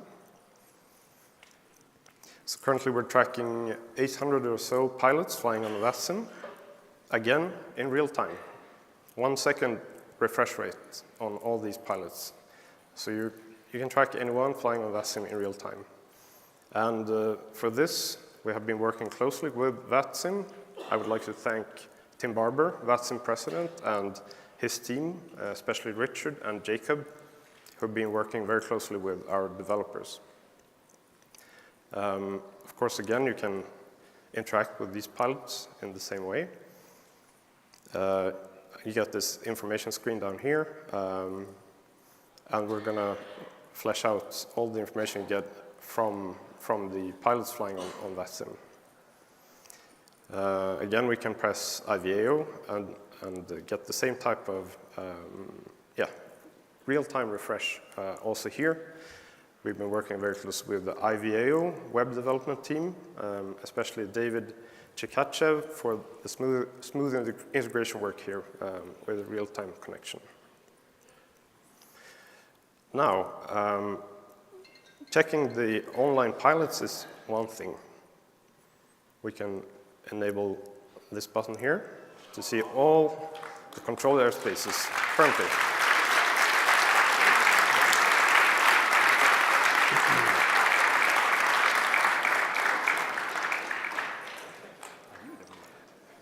And again, everything is interactive here, so you get who's in control. Jordan here is controlling Salt Lake City currently since 24 minutes, and that's his frequency.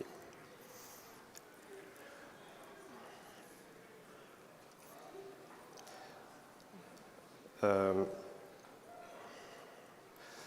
right, so what you can also do is all these flight paths are in 3D, so you can check also the altitude all the aircraft are flying to see basically where they're coming from. You can see their approach, their descent, and we're also planning to show where they're actually going.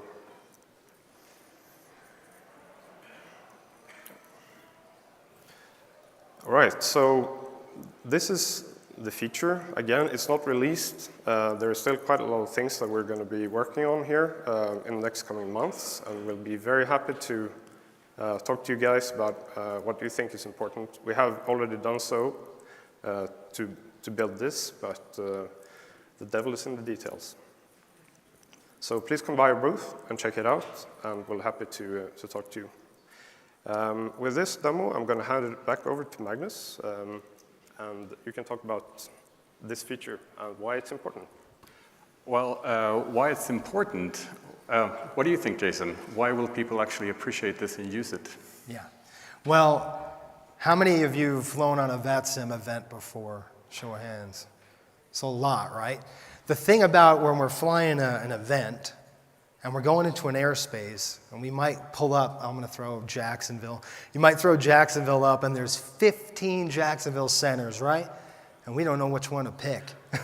And then you call a frequency in the first one, and they go, that's wrong frequency. Contact this one. With this, we're going to be able to see the sectors broken in. It's a work in progress, but that's going to happen. So that's huge for us as pilots and ATC. It saves us time. Yeah.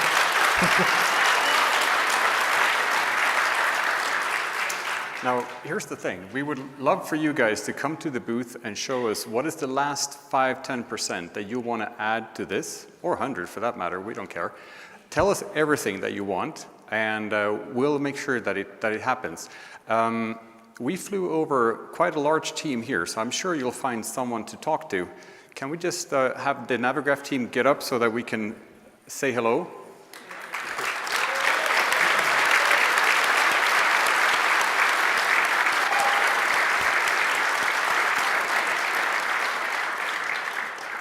So any one of us on the team is happy to speak to you and see what we can incorporate into this. Now, Stephen, can you tell us a little bit about what the additional interfaces will be that we plan to add? There was something about a profile view and something that you mentioned 3D and so forth. Right. So, of course, it's important to see the flight from a top-down view, but to be able to see the flight path in 3D and also the change in airspeed, the change in altitude is important. So this is something we're going to add, probably as a little widget appearing at the bottom of the screen for any aircraft that you click. That's one example. We have many ideas, and we're happy to hear your feedback again about other ideas. Right, and also I think people are curious. Could you mention something about the technical challenges that were needed to overcome to achieve something like this? Well, it's the main challenge has been getting this real-time connection be as smooth as possible, both for our infrastructure, but also for the client. We don't want to bog down the end user's computer too much. So even though we're displaying about 10,000 aircraft moving in real time here, we have really tried to optimize this to have as little footprint as possible, which we've managed to achieve now. So that's been one of the biggest challenges. I don't know if it's me or who it is, but Jason here would be really happy to take some of the questions from the floor. You want to pick them? I want to pick? All right. How about this gentleman over here?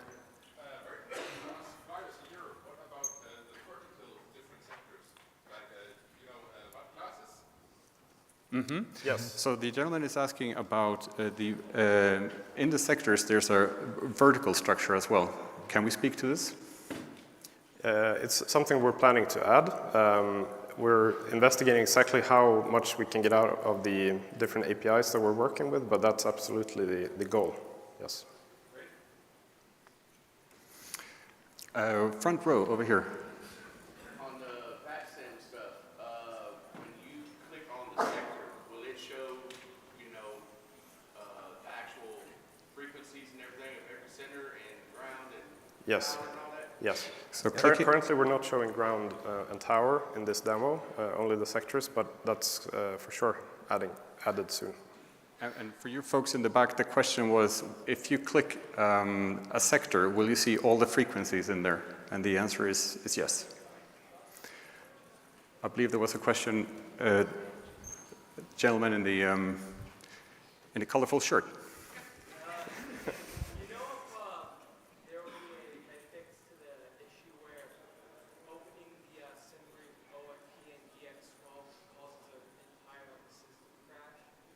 You're wondering whether there will be a fix when you open the operational flight plan from SimBrief, and it makes what crash? Just the entire sim crash. Oh, the entire sim. I'm quite sure that that will be fixed, yes. We can't have that. Yes, over here.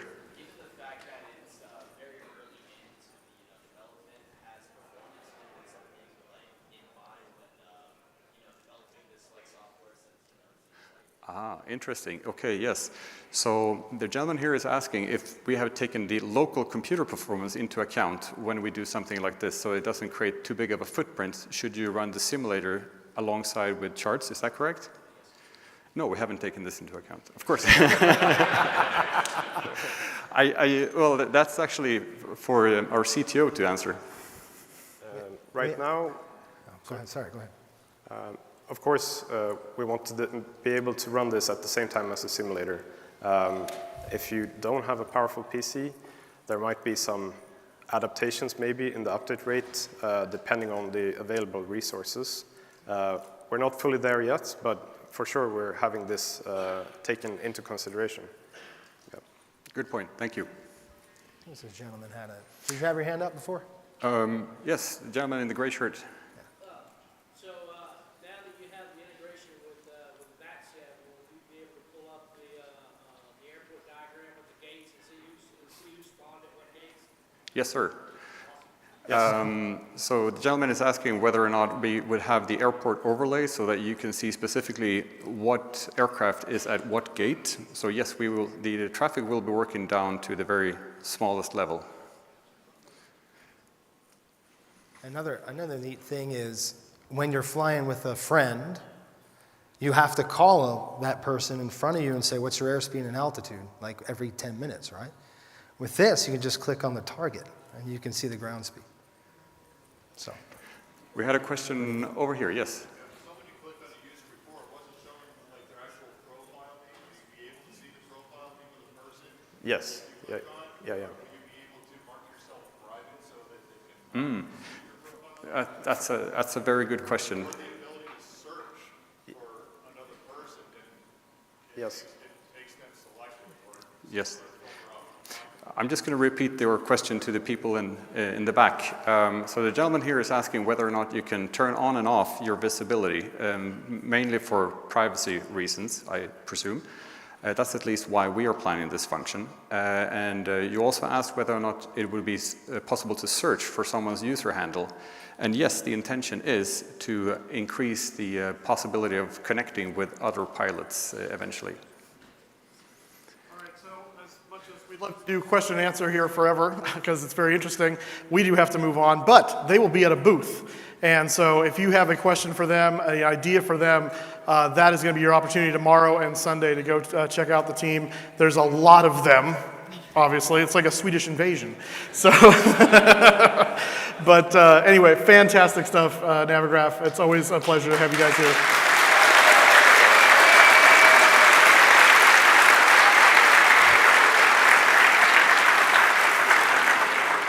All right, panel, what do we think about the Navigraph?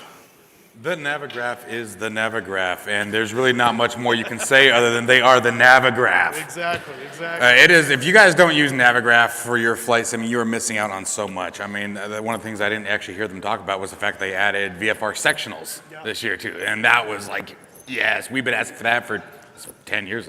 I can remember. So yeah, epic for me. Yeah.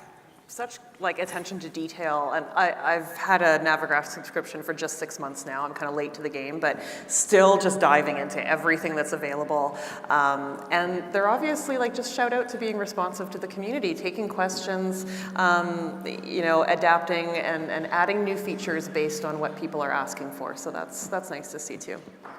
Absolutely. You can't say enough about a company that wants to come in, make a great product, constantly improve the product, but also is really intentional about reaching out to all of you guys to really find out, hey, what do you guys want for your sim?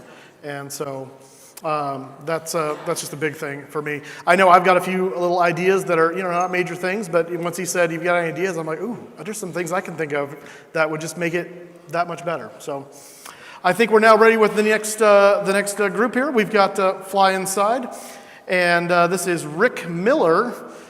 So take it away, sir. Why, thank you very much. How's everybody doing? You're having a good time? This is a good expo, let me tell you. I do have to say I don't like carrying stuff quite so far on these hallways, though. 300 pounds back and forth, it's not as much fun as it sounds, I assure you. I don't know if anybody knows who Fly Inside is. I'm going to do a stupid little PowerPoint, but then I'm going to get to the meat of the potato, which is we're releasing today 2 brand new helicopters. So that is the big deal for us.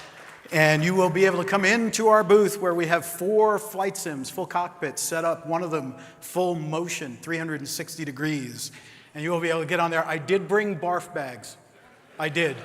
Because if you can't fly a helicopter well and you sit on the pedals, you are going to spin around really fast. So the only thing that'll set me off is that. If anybody knows me, I am a commercial professional pilot. I have been for many, many years. I've got 11,000 hours currently, somewhere in that neighborhood. I kind of stopped counting. I own helicopters. I own a Jet Ranger currently. You can fly it in the sim. It's Rick's livery, which is, I know, not very creative, but that's what it is. And then one of the new ones we're releasing, I own one of those as well. So I fly an awful lot. Helicopters are not the easiest thing in the world to fly. Anyone who has tried to do it will attest to that. Fly inside, and we just get to this. I got this cool logo. Just spins around. It's really neat. I like it. Yeah. So there it is. Woo, fly inside, that's us. It's our new logo. Notice it has airplanes and helicopters on it. There is a reason for that, which may or may not be a surprise. So fly inside, we've been developing flight simulators for many, many years. Who here remembers FSX? Yeah, that's my peeps right there. We did fly inside FSX. We were the first people to allow you to fly in VR in a flight sim. And in my world, that was a game changer. Just having depth perception, the ability to look out the window, to lean out in a helicopter sim, that was pretty cool. And me personally, I started simulating, I don't want to tell you what year because it'll make me seem even older than I am, but Sublogic's FS1 on an Apple II. Not a 2 Plus, I wish I had one of those, 16K language card. But the day after I started flight simming, I started ground school in Jamaica, Queens, New York. And it's a long road from there, but every single sim that came out, I bought, I set up, I played with, and you just got to kind of know the limitations that you have within the sim environment. And tomorrow I'm doing what I like to call a TED Talk on that. It's on your schedule. It's helicopter flight dynamics realism in the flight simulator environment. It's not easy to do. So here we go. Since our first product, we are pushing the boundaries of what you can see and play with in technology. Now with flight dynamics. So we're expanding. The original owner of the company, a guy named Dan Church, you may have talked to. I bought the company from him about just a little less than a year ago now. He still works with us, but he's now, believe it or not, an airline pilot. So Dan's kind of moved up and out. Here's our revolutionary Bell 47. It was the first helicopter with real dynamics in MSFS, and we keep updating it. As you can see, we've updated it 18 times since it was released. There's an update, actually it'll probably be released tomorrow for it, which adds a few features, and we can talk about that later on. The G3B variant will be coming out later this year. That's a turbocharged engine. So all you guys that want to do Mont Blanc, you can now do that without making it, an 800-pound helicopter and taking all the parts off of it. So the next one we came out with, that's my paint job on my aircraft, so I had to get it in there somewhere. And the Legend, that's the Bell 206, there were over 15,000 of these made in various variants, and they're still flying today. I can attest to that. So we've done 17 updates since we released it in December of 2022, and we've just released an update. Microsoft has it in their hand, but we all know about Marketplace. It may take a little while for them to decide to actually post it. If you want, you can always buy it from our website directly, and then you will get the updates immediately as soon as we release them. So coming soon, I know a lot of you guys are DCS guys and military guys. We are doing the OH-58A and B models, which has a different engine, and also the 206A model, which my helicopter represents right up there. And you will have some stuff like, weapons. So that might be kind of interesting. So this year, we've expanded. Now that we have a much, much larger team, we can release many more things much quicker than we've ever done before. And we have agreements that I've signed with a bunch of major manufacturers. We now own the IP. So that means that we will be the sole source supplier for them. They're going to be using our aircraft for training. We have our own fly-inside flight simulator. Anybody know that one? We released it as a consumer product, and now it's a commercial product, and Bell Helicopter is using it, as well as quite a few other companies. And we're going to soon be certified to be able to use MSFS for the scenery in a PCATD, an approved device. We're going to get to level 5 probably next year, so if you want, you can start logging the time if you have the correct hardware, which is a very cool thing as far as I am concerned. Towards that end, we have to replace the MSFS flight dynamics model. If any of you guys know our products, We are only using Microsoft Flight Simulator for scenery because it's beautiful. Let's face it, no other sim looks quite so good right now. But it's limiting because Asobo decided that helicopters weren't really the most important thing to them, so they did it as best they could, and they did a really good job, but they're really focused on gamers rather than hardcore simmers. So if you want to have something that you can hop in and fly around like a hero, more power to you. That's fun, that's the way you want to fly. But if you want to learn how to fly an actual helicopter, it is not the easiest thing in the world. If it was, more than 1% of all certificated pilots would be helicopter pilots. So it's hard, but it's a super rewarding thing to do. In our Heli Manager app, which is part of the WASM file, you can actually slide down the realism and up the stability, so you can fly it like a UFO if you want to, but the goal is to fly it in its native state. So, without further delay, our promised new helicopter releases for Flight Sim Expo 2024. I have kept this very secret. I wouldn't even tell Evan what it was. And people have been pumping me for information. So we're going to do one turbine, and we're going to do one piston. And there is method to my madness. And without further ado, here they are. It's the Rotorway 162F and the Rotorway Jet Exec, which is not actually a Rotorway product, but the cards have been updated. So the reason we picked these specifically is because they're attainable. If you learn how to fly in a flight sim and you fly our Rotorway R162F, you can actually go out, find yourself one for about $40,000 or $50,000, and you can fly it. That means that you could actually translate your flight sim experience to a real aircraft. That says something. And you know what? It's fun.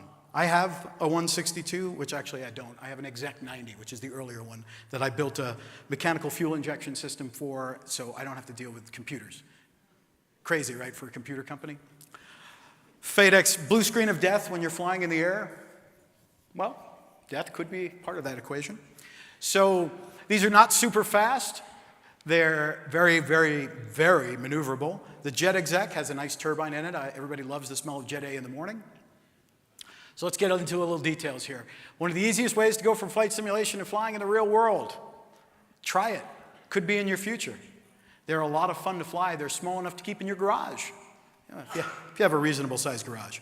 So, of course, it comes with half a dozen liveries right now, and we'll be releasing many, many, many more. We have a thing where if you guys want a custom livery, go on Discord, go on our channel, ask for it, send a bunch of pictures, and our guys will make it for you, put it in the next update, so anybody you fly with gets to see your livery. You don't have to go and download something separate. The other thing a lot of people don't know is Fly Inside products. If you go to our updates page and download it, any of them, and then you play multiplayer with somebody who owns one of our products, you can see them in the product. You can't fly it, but you can see it. So we offer that for free. So coming up, next one is the Jet Exec. Again, quite a few. This one's different because it is a full glass cockpit. That's an Odyssey Enigma, which of course discontinued because it was good and inexpensive, and nobody does good and inexpensive anymore. So it is what it is. You get jets and glass cockpits and inexpensive in the same language, in the same sentence. That's pretty odd. And we're moving on. So we're going to do a show-only bundle, $64.95 for both helicopters, updates for life for free, like every one of our products. This will be live by the show probably opening tomorrow. I couldn't put it up there because then everybody would know what I was selling, right? So this is going to be the show bundle. You can buy, you get 2 for 1. I will at some point be doing a bundle for all 4 of our aircraft, and with all the updates and all that kind of thing. So next, what's next for us?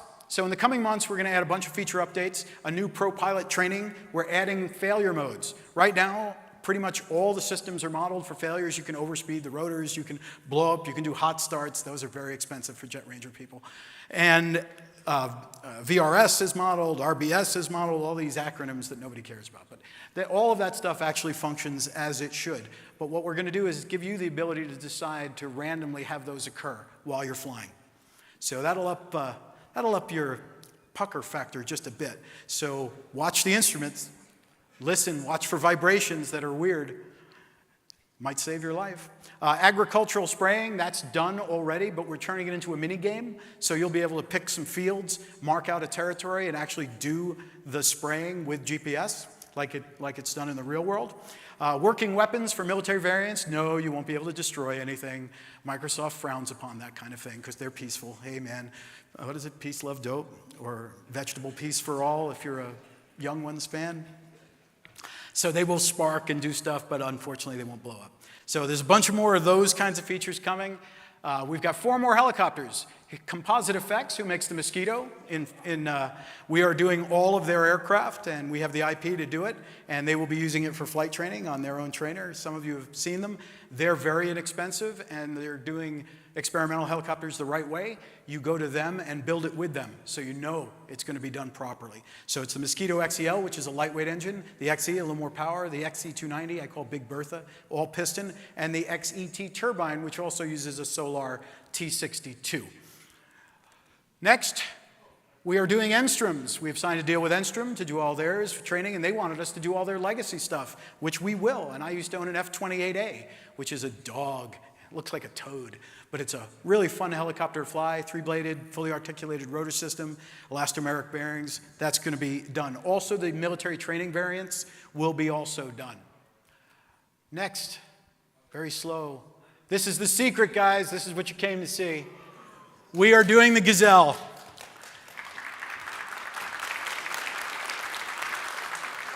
For many years, I owned a Gazelle. I love flying it. It is a pilot's machine. And then Turbomeca said, oh, by the way, we're not going to do engine overhauls anymore. You can go piss up a rope. So a company in Hungary bought the entire manufacturing line, and the FAA said, oh, you can't buy anything from them. It's not certified. So if anyone knows Callaway Cars, they made the twin-turbo Corvette. Anybody remember this from the 80s? Reeves, who unfortunately just passed away recently, he was my partner in this helicopter, and we flew the hell out of this thing. And we're going to do both variants, all 4 really. The D, the G, which has the smaller Astazoo 3A, and the 14, which is the bigger horsepower one. Soon to be, that's 2025. You'll start seeing pictures of it now that it's out of the bag. But we've already got it flying in our simulator, Fly Inside Flight simulator. So we're just cleaning up the art and putting all the new instruments in it. Fast, maneuverable, and sexy. What else? We got fully functional SCAS and stability augmentation. You've been asking for it, we got it. It's coming out probably in the next month or so. And then after that, a fully functioning autopilot. Right? Yes, for helicopters, you will be able to fly anyway. Dick Smith, who I have the rights, I don't know if anyone has our Jet Ranger, but we've got VHDIK, which is the one he used to fly around the world solo. More power to him, because I wouldn't do that. But that had an autopilot, a very rudimentary Collins 841H, and we will have that functioning with nav and GPS coupling. Then there's going to be an internal cockpit tablet pad for additional features, like the ag spraying and that kind of thing. No more external heli manager management console. Everything's going to be inside. We only had to do that for DRM purposes. It wasn't in the marketplace version. You click on a switch in the cockpit, you get a little pop-up. That'll be done probably with the next update release. Thank you. Come and visit us at our booth. We're at 3:30. We've got the Sims. We'd love to talk to you guys, hear what you want or don't want, or what you like and don't like. I just want to have a few minutes left, 5:47 according to the shot clock. I'm happy to take questions about anything that we do at this point. Yell them out. Actually, we're a little behind our time, actually, so we need to move on if you're actually done. I'm sorry. You're not going to let anyone ask me questions? They'll come to your booth, so it's even better. I'm sorry. It says I got 3 minutes and 26 seconds. I know, and you did us a favor by ending early. That's what happened. Oh, I see. See that?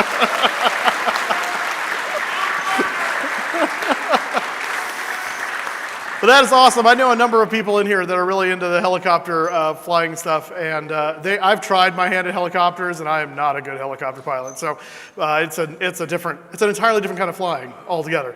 But they're very cool. So what are you guys' thoughts on what we just saw? Well, I've actually used a couple of the Fly Inside products, and they're definitely on par. They're tough. The thing about helicopters is going from fixed wing to helicopters is, with fixed wing, it's turn. With helicopters, it's turn. And if you don't remember that, it's turn. So they're definitely really good products, though. I'm excited for them. It's going to be fun. Yeah, very cool. Yeah. Have you tried helicopters before? I've never tried flying a helicopter. It's probably something that I ought to do, and so maybe I'll try out one of the Fly Inside products in the near future. Yeah, it's really exciting though to see all the new models coming out that they're bringing out. It's really exciting to see how much just variety we have within the flight sim community nowadays. I mean, compared to where we've come over time, not only that, but with multiple platforms as well. So with that, we're going to move right along to try and get back on time here. And we have Flying Art is here to talk with us. I believe you are Arthur, so the floor is yours. So, ladies and gentlemen, welcome. I'm Arthur. We flew there from Poland a few days ago. Who have been to Poland? Wow, I'm surprised. And how many of you heard about Flying Art? Maybe SimBrief panel, that's one of my products. Perfect. So I'm super pleased to be here today with all of you. I started my journey as Flight Sim add-on developer 1 year ago, starting by SimBrief panel, followed by Simbox for MSFS and Explain, and I'm super glad to be here today. So I'm here today to present you the latest project, Kabi. Kabi is very young. It was released 1 week ago, and there's still a lot of things to be improved, of course, but I act fast. I've already did about 10 updates in 1 week following users' input. Kabi is an AI tool that lets you generate cabin crew announcements for MSFS and Explain. All announcements are done in the cloud, so it's FPS friendly. Let's take a look at how it looks like. Kabi integrates with SimBrief, so it fetches all the data like origin and destination, weather information, flight time, and so on. You can customize all the data that were fetched from SimBrief. You can change languages that will be used for voice generation, as well as airline name, origin city, and destination city. At the very top, you can see voices. You can select voices that will be used for captain and for crew.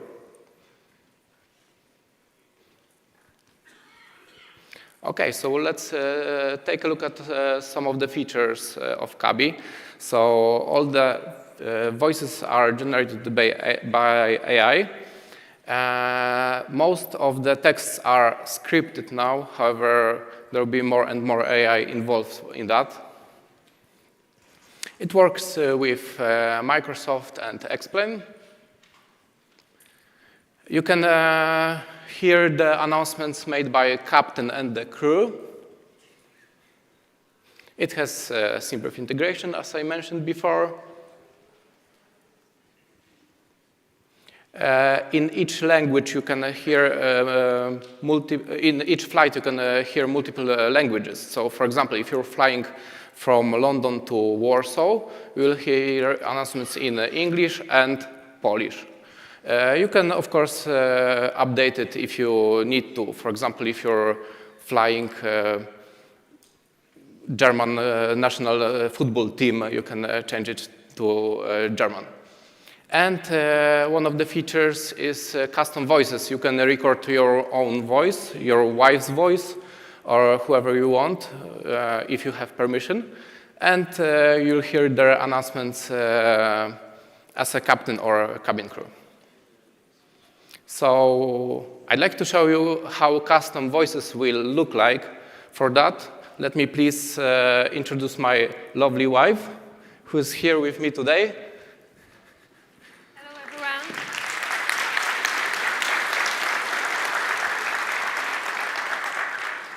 everyone. My name is Elizabeth, the better half.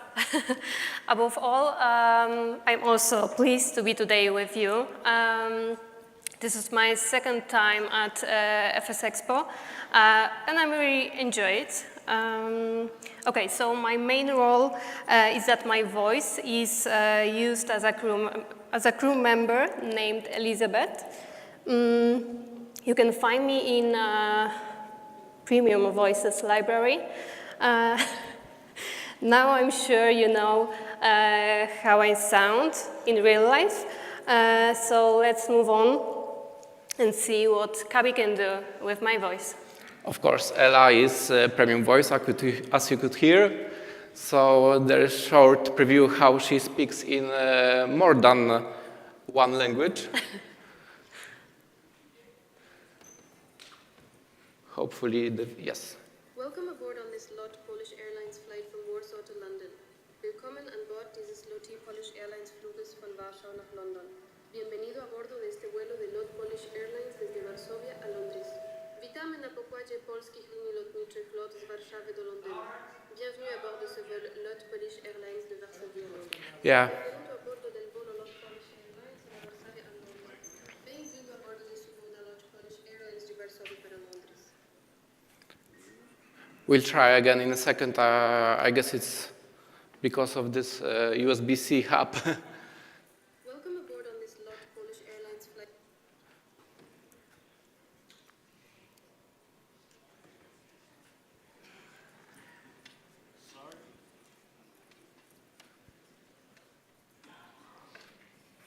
You can try to repeat this in using your mic. No, thank you.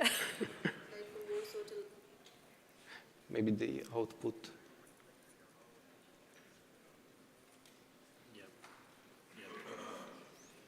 London. Oh, okay, yep, go ahead, do that. Go back full screen. All right, we'll try to put the mic near to the MacBook speakers. Welcome aboard on this LOT Polish Airlines flight from Warsaw to London. Willkommen an Bord dieses LOT Polish Airlines Fluges von Warschau nach London. Bienvenido a bordo de este vuelo de LOT Polish Airlines desde Varsovia a Londres. Witamy na pokładzie polskich linii lotniczych LOT z Warszawy do Londynu. Bienvenue à bord de ce vol LOT Polish Airlines de Varsovie à Londres. Benvenuto a bordo del volo LOT Polish Airlines da Varsavia a Londra. Bem-vindo a bordo desse voo da LOT Polish Airlines de Varsóvia para Londres. All right, sorry for that.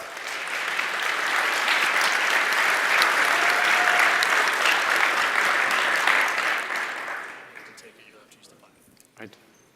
Okay, so hope you're still there. That was a short example how AI can take one voice and output it as another voice in multiple languages. So Kabi creates announcements for each stage of the flight, like taxi, safety announcement, descent information, and so on. Here's another short example how it looks like in Sim.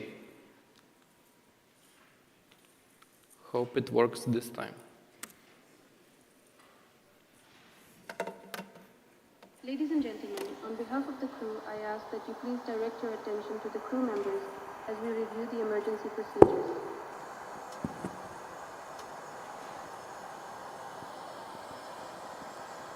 Cabin crew, prepare for takeoff. We are now climbing to our cruising altitude. We will be starting our in-flight service shortly. You can find our sky menu in the seat pocket in front of you. Wir steigen jetzt auf unsere Reiseflughöhe. Wir werden in Kürze mit unserem Bordservice beginnen. Unser Sky-Menü finden Sie in der Sitztasche vor Ihnen.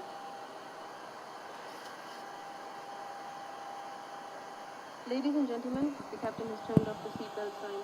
You may now move around the cabin, but we recommend that you keep your seatbelt fastened while seated in case of unexpected turbulence. All right, please let me move forward as I'm running out of time. So Kabi is live for over a week right now. Here are some statistics. There was over 6,500 flights, and almost 1 million characters generated by AI. I think it's all right for a small project developed by one person. I hope it grows. There were a lot of feedback from my current users. Here are some of the changes that are planned for the next weeks and months. So a lot of users need custom security briefing audio, so you can upload like British Airways audio or American Airlines, and you want just to hear it. Announcements text preview, it's like you can have small text and see what is currently set and what eventually will be set. More AI, as I said, most of the scenarios are scripted now. Not all of them, but a lot of them. So I want to put more AI into it, so Kabi will react better. Flight stage detection improvements, so now it uses only simulator events. And GSX integration would be great, that's said by users. And of course, voices improvements, so like dialects. If you're flying in North America, you'll hear a North American accent. If you're flying in UK, you'll hear UK accent. So Kabi currently is at $29. It's flat rate for lifetime. Up to the end of this weekend, you can use this code for 50% off. That's all from me. Thank you very much.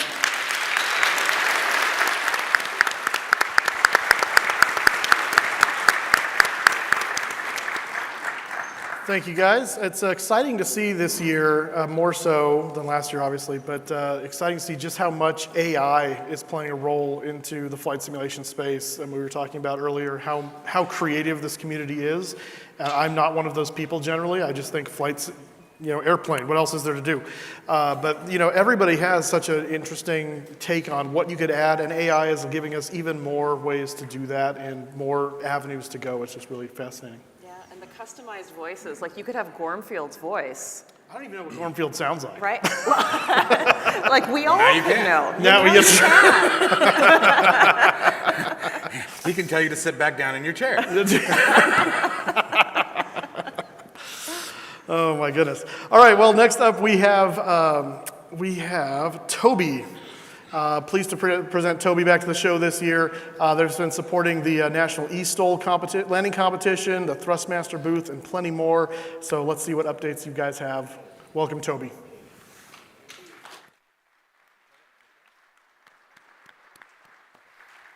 Thanks for having me. Hello, everyone. Welcome to this session where we will put a spotlight on a new feature that enhances immersion in a very new and intuitive way. A feature that solves an age-old problem in head tracking. My name is Thomas, and I'm with Toby Gaming. I would like a show of hands. Who of you has experience using head tracking? Wow. I'm impressed. That's more than half of the people here, I think. Okay, so we have been building head tracking since 2001. Eye tracking and head tracking devices. They sense your intent and attention. And our latest model, the Tobii Eye Tracker 5, allows for gearless head and eye tracking. It enables you to control the in-game camera by using your eye and head movements. Some games also take advantage of the unique capabilities that eye tracking offers with things like gaze-based target selection. So the Tobii Eye Tracker 5 gives you an amazing feeling of immersion, right? As if you're there in the game. And it's compatible with a large number of titles. It's the perfect solution for longer play sessions because you don't have to wear anything on your head. You sit down and it just works. We pride ourselves in the robustness of the signal, its accuracy, and the ability to play in any lighting condition, from a very bright and sunny room to pitch darkness. And glasses, even aviators, are no problem. The feeling of being able to look around while getting to keep your hands on your favorite control system is truly remarkable. And the eye tracker mounts under the screen. And in this case, we have a typical sim setup, truck sim in this case, regular 16:9 monitor. And the problem I hinted at earlier also applies to ultra-wides. It's the problem in head tracking of wanting to look around in the game beyond the range of motion of your head while still looking at the monitor. And we've been working with the community to solve this problem and to polish it across different situations. For example, we've been hearing that I would like to use head tracking to look over my shoulder down at the runway. I would like to look behind me in a dogfighting situation. Or I'd like to even look at overhead instruments. So typically, how would you achieve that using traditional head tracking? How do you get bigger camera rotation in the game? Anyone?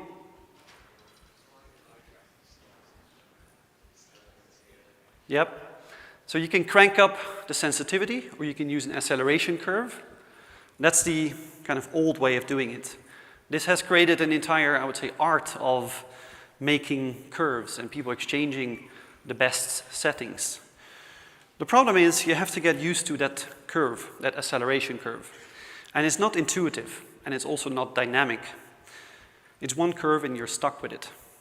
And if you increase the sensitivity of the head tracking, it's even worse, because it means that the small micro movements that we normally already make, they get exaggerated, and that's not a great experience. But we crack this. Introducing Camera Boost. Camera Boost creates an additional boost to your head tracking when you rotate your head towards where you're looking on the screen. Might be difficult to wrap your head around, but the boost basically gets stronger the further away from the center of the screen you're looking, and the more your head rotates in the same direction as you're looking. Actually, this is how things work in the real world. If we have, let's say, in a dogfighting situation, you pick up an enemy fighter in the corner of your eye. First, your eye moves there, if you would be in a real cockpit. Then your head would follow really quickly. So we've looked at our normal biological behavior, and we've basically applied this in our algorithms. So here's an example. In this example, you can see a user looking to the far top right. And in this case, it would cause a big increase in head tracking if he or she would move their head into that direction. And here's another example where the user looks a little bit to the bottom left. In this case, it would cause a very slight increase in head tracking sensitivity into that direction. Now, this is great for VFR flying, when you need to see out of the cockpit, but also great for other types of flying where you need to look at all the instruments, IFR, no matter where in the cockpit those instruments are located. Now, we have just released this feature in a big space simulation game, Star Citizen, and I want to roll a quick video of a Tobii ambassador called Obsidian Ant.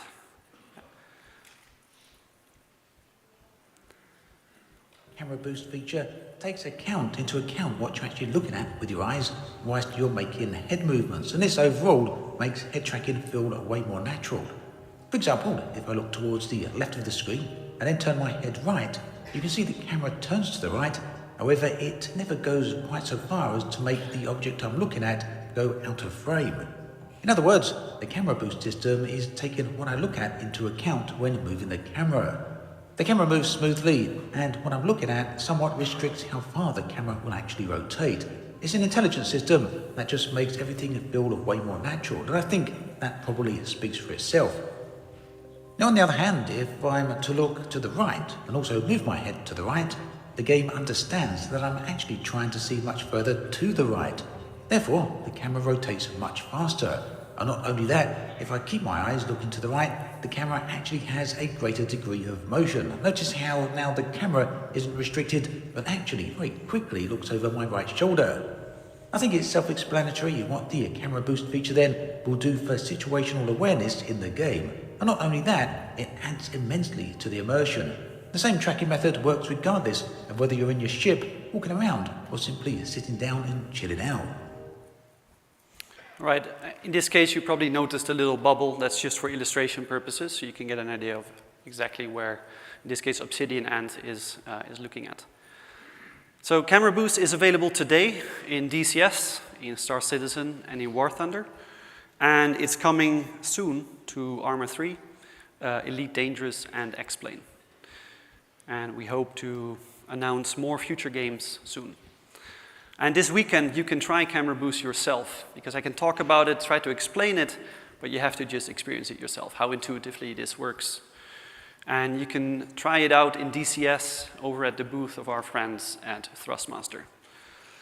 Thanks very much for your attention, and see you on the show floor. Toby out.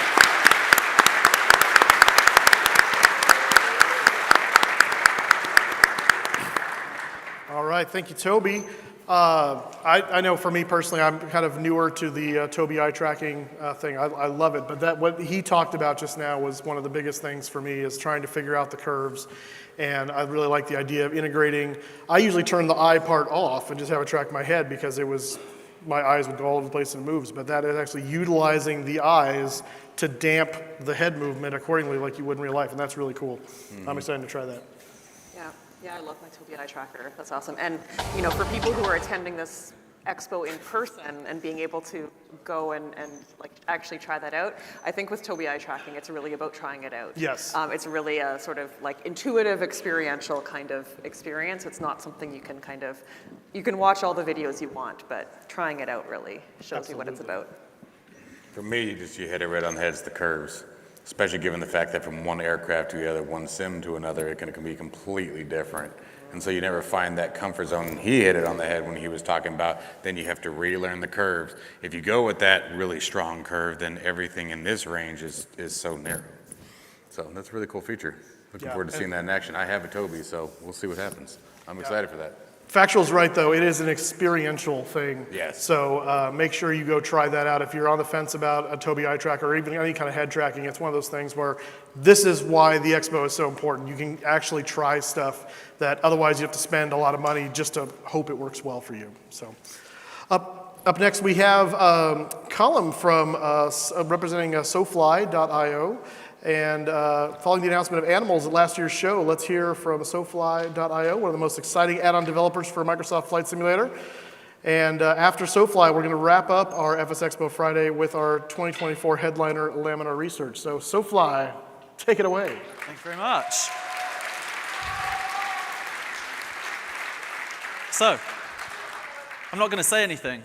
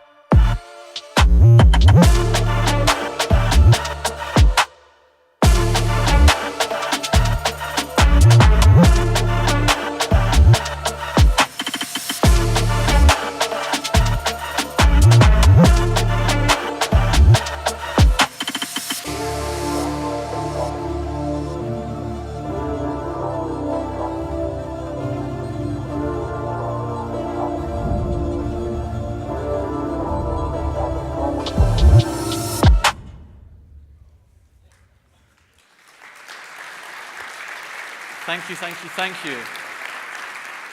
So hello everyone, my name is Callum from SoFly. You may recognize me from other places as well, but I love developing products, and today I'm pleased to announce our USB Ultimate Bundle, which as you saw contains 11 products, all for the value of $70.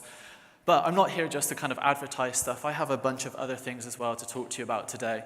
So we do have other bundles on sale as well, which includes our Weather Enhancement Pack, our World Enhancement Pack, and for those 24% of you who are brand new to flight simulation, we have our Sim Starter Bundle as well, which contains our Guide to Flight Simulator, our Aircraft Checklist Pro, and also soon Better Camera Presets Pro as well.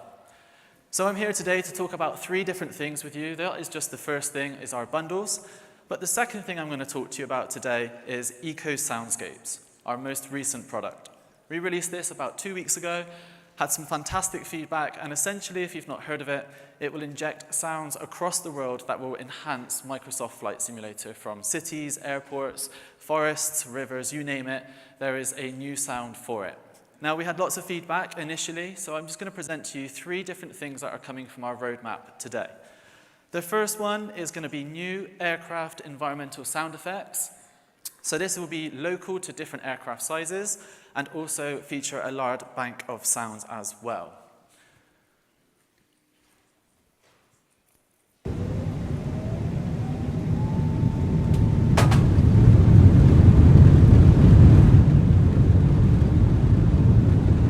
So this is the default 747 within the sim, and we've added a bunch of extra sounds to it just to give you that extra little bit of realism. The second part of the roadmap will be ATC chatter. So this is fantastic, especially if you're going to be using it on Xbox. And all it does is it will regionalize locations. So if you're flying above UK airspace or US airspace, you will hear specific sound effects to that region. And also, it will be very realistic depending on your phase of flight. So if you're in the cruise, for example, you're going to hear from control. But if you're on the ground, you're going to hear more of the ground conversations as well. So here's just a very quick sample of that. Seabird 729, speed 250 knots. 250 knots, Seabird 729. Aegean 602, reduce the holding speed now. Reducing holding speed now, Aegean 602. Seabird 347, reduce speed 250 knots. And then finally, the last part of the roadmap today for Eco Soundscapes is our global automated sounds. So we heard your feedback. There are some sounds that are missing, but that is a technical issue that we are working on, and it will be coming out very soon. And also, we're going to get rid of the performance issues, because now, instead of it being localized to different locations, it is going to be across the world. So it doesn't matter where you're flying, we're going to be able to pick up exactly where you're flying, what time of day, and you're going to hear crickets at night, you're going to hear birds during the day, and all sorts of other cool sounds. Again, here's just a very quick preview for you.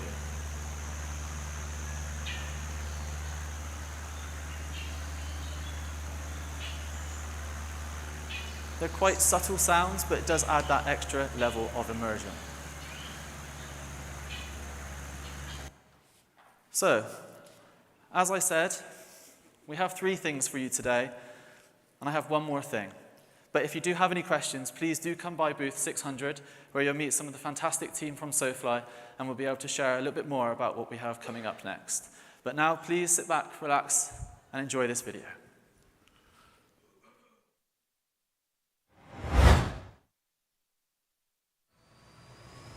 Good morning, Captain.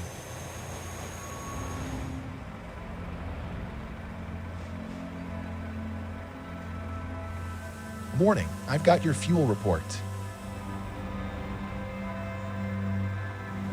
Do you want cream with your coffee?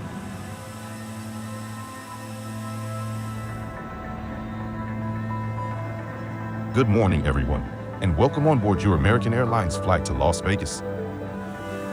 Thanks for the fuel report. The final aircraft door is now closed, so please make sure all portable equipment is now in flight safe mode or switched off. Cabin crew, arm doors and prepare for the safety demo. In preparation for departure, be certain that your seat back is straight up and your tray table is stowed. Make sure that your carry-on items are placed completely under the seat in front of you. Portable telephones are not approved for use in flight. However, you may use certain other electronic devices when advised by your crew. There are 8 emergency exits on this aircraft, 2 at the front, 2 at the rear, and 4 in the middle. Take a moment to locate the exit nearest you. On behalf of the captain and your entire crew, it is our pleasure to have you aboard.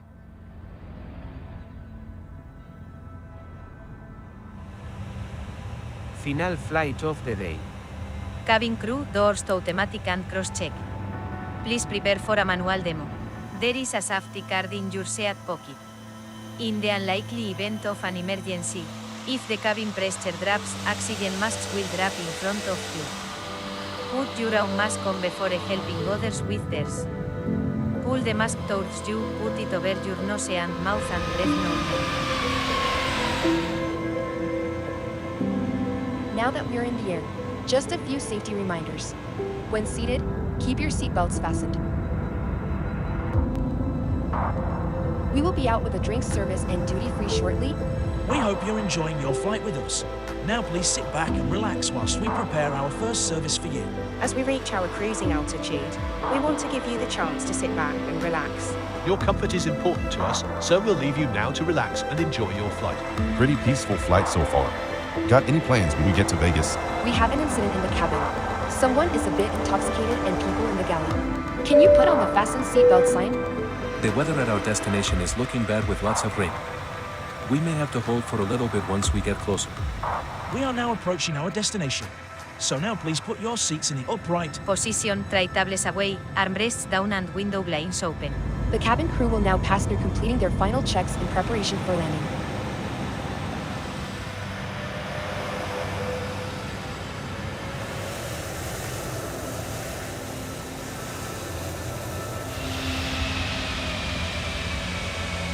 For your safety, please remain seated until the captain has turned off the fasten seatbelt sign, and we have come to a full and complete stop. When opening lockers, do take care in case anything has fallen out and remember to take everything with you.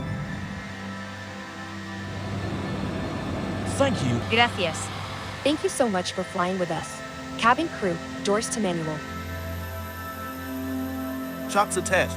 You're free to disconnect the parking brake. Welcome to Las Vegas. Thank you for choosing to fly with us today. And we wish you a fabulous stay.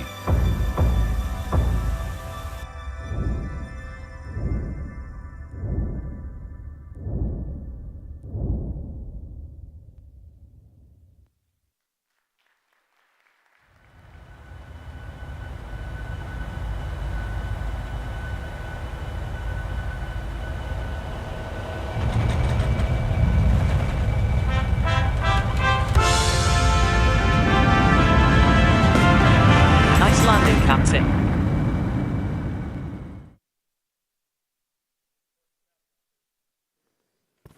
There we go. There's an important caveat there at the end, the one price, no subscription. That's awesome. But it's one word comes to mind is, or I guess it's two, mymersion, I think is the phrase.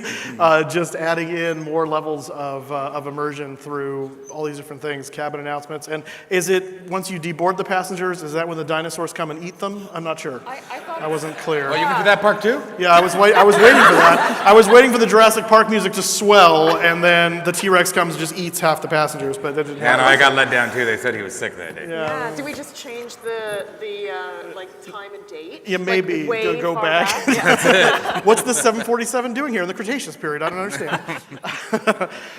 We're about to welcome on board our final group from Laminar, our headliner for FS Expo. And I'm not going to get another chance to do this, I don't think. So before they start their presentation, I just want to give a shout out real fast to Evan and Phil. I don't know how much you guys realize they do to put this show on. And it's you may have heard Evan say earlier, this is not his full-time job. This is a part-time gig for him and Phil. They do this in their off time to do this for us. And it is an amazing feat, especially when we have to change hotels at the last minute too. So can we put our hands together real quick for Evan and Phil?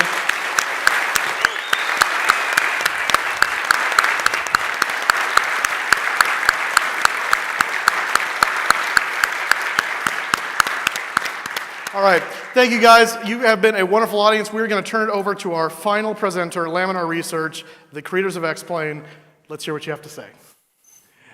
Hey guys, good evening. My name's Thompson. This is Ben, our senior developer. Ben, how many years have you been working for Laminar? It's measured in decades. Okay, so it's older than I am, but that's okay. And yeah, we're really happy to be back here at FS Expo in Vegas, super fun. Our team has been preparing for this for, a long time. The Wolf Pack is coming together, it's gonna be great. We have a nice big crew coming this year and a booth over there in the main thing. But the really big news that we want to share is that 12.1 is finally in RC. We're really happy about that. So, thank you. So Ben, tell us a little bit more about what's in RC and what's coming after. Let's see. So X-Plane 12.1.0 is our biggest patch to X-Plane 12 since we released. It is as big as the previous 2 patches combined. We touched a ton of stuff. It's a really big graphics update for us. We got in bloom and depth of field, as well as a screenshot tool, so people have been taking really great photos with it. A whole bunch of quality improvements to the graphics, new particle effects. Try having your landing gear collapse, scrape an engine. It looks really, really cool. It's also a really big update to the weather engine. We did a lot of work on how we blend clouds together, especially when real weather is on and you have different storm systems coming together. And it's actually also a big update for our systems avionics. The G1000 got an upgrade. We put in an entirely new API for third parties to create their own glass displays. It's going to have much better performance. This was just a really big release for us. Here's a couple pictures of the clouds, of the night views. We gave Las Vegas an update because we had to because we were coming here. And our add-on developers got into this too, and they took some really nice pictures using the new screenshot tool. So this has been a big release for us, but we have more stuff coming. So in a few minutes, we want to tell you about some of the things that the development team is working on now that we're hoping to get to you really soon. And the first area is some new things coming with X-Plane's avionics. We are putting synthetic vision into X-Plane's G1000. So this is going to be synthetic vision. You'll be able to see terrain, water, obstacles, as well as things from your flight plan and route built into the sim. This will also work with add-on aircraft that use our G1000.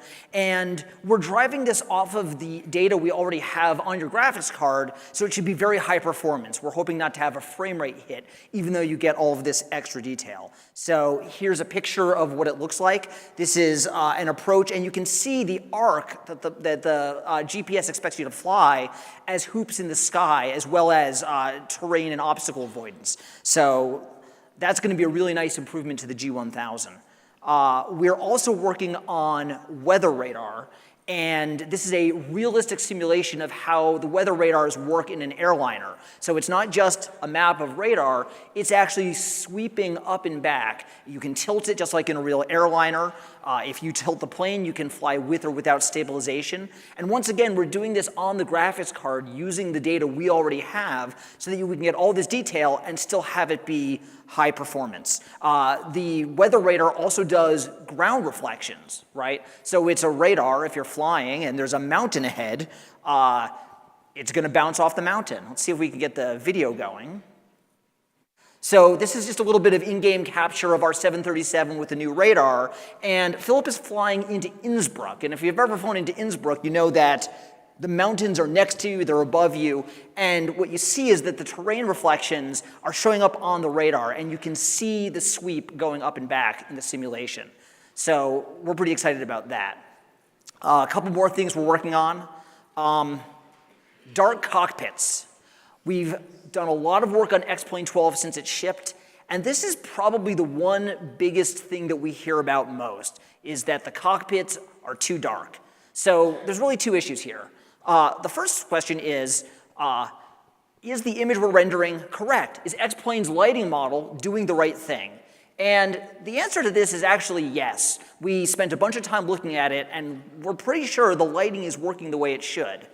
The second question is this something that you would like to fly? And the answer to that is absolutely not. The cockpits are wicked dack. Here's a picture that I sometimes show of my son in a real Airbus cockpit, and you can see that the sky is really bright and the cockpit's really dark. Here's the thing. This picture was from my iPhone 10 years ago, and it's a lousy looking picture, right? No one actually wants to fly a flight sim that looks like this. The problem we have is exposure. We have the right lighting model, but what we don't have is your brain. Your brain takes all these different light levels and allows you to see really bright things and really dark things at the same time. So we made this roadmap after X-Plane 12 shipped of what we wanted to do.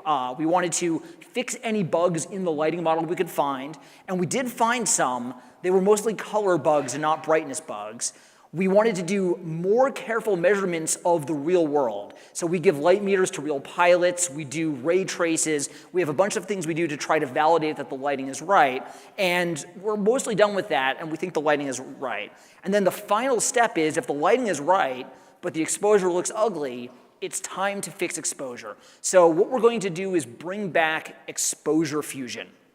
Exposure fusion is a feature that you might have in your smartphone that takes an image and exposes different parts of the image at different brightnesses in a way that looks realistic but lets you see more detail. So let me show you a picture. This is a 3-part image of a really difficult scene for X-Plane. This is a hard case. This is Innsbruck with thunderstorms, with the sun directly behind the clouds with silver linings and blooms, and the Airbus cockpit backlit. So this is a really hard scene with bright outside world and a dark cockpit. In the left third of the image, you're seeing what we ship now, and it's really hard to see inside the cockpit. In the middle third of the image, this is with bug fixes. The mountains look dark when they're in the shadow of the clouds like they should. This is something we fixed that's going to make the images more realistic. But the cockpit is still really dark. And on the third side, this is a little tough to see in the ballroom of a hotel, but on the third side, exposure fusion is bringing up the brightness of the cockpit so you can start to see some of that texture and detail even though it's darker. Let me show you one more before and after. This is off, on, and you can see that with exposure fusion off, it's really tough to see the details in the cockpit. If you move your head down in X-Plane, it will bring up the exposure and you'll be able to see everything, but while you're flying, it's dark. And with exposure fusion, you can start to see some of the tone of that metal in the Airbus cockpit. So this is something that we're looking to get productized so that you can have realistic rendering, but still be able to see inside the cockpits. I can tell you about a couple other things the graphics team is working on right now. We are working on performance, a couple things. We are working on moving the lighting calculations to the GPU in a new way that should make night scenes much faster, especially if you run it 4K or if you run in VR. We've also got an improvement coming to, come on, there we go, to how we handle materials in the world, which should help your CPU. And we are working on making the main frame rendering multi-core. And that's going to be something that unlocks a lot of performance for everyone because y'all have a lot of CPUs. Besides performance, the other big thing that the graphics team is spending our time on is new terrain rendering. We talked about this at our developers conference in Montreal, but we've started work on our next generation scenery system. So this is a picture of X-Plane with third-party scenery, and when we've got a third-party base mesh, the lighting model can do a pretty good job of creating a realistic view. But we've had this trade-off between detail and performance. So we're working on a new terrain mesh system with 3 goals. We want to be able to have performance and detail. We want to be able to stream the scenery, because our add-on developers have said we want to be able to stream add-on meshes. Having to have you guys download the entire add-on before they can fly it is kind of lame in 2024, and we're trying to create a scenery system where airport designers can edit and patch the local mesh around their airport and not have to recut a large tile. So this is work that's happening now. This was what I was working on the airplane on the way here, and what we'll get back to work on when we go home. And we're looking to get some of this stuff out in Q3 and Q4 of this year in our next updates. Let me turn it over to Thompson to tell you about the X-Plane store.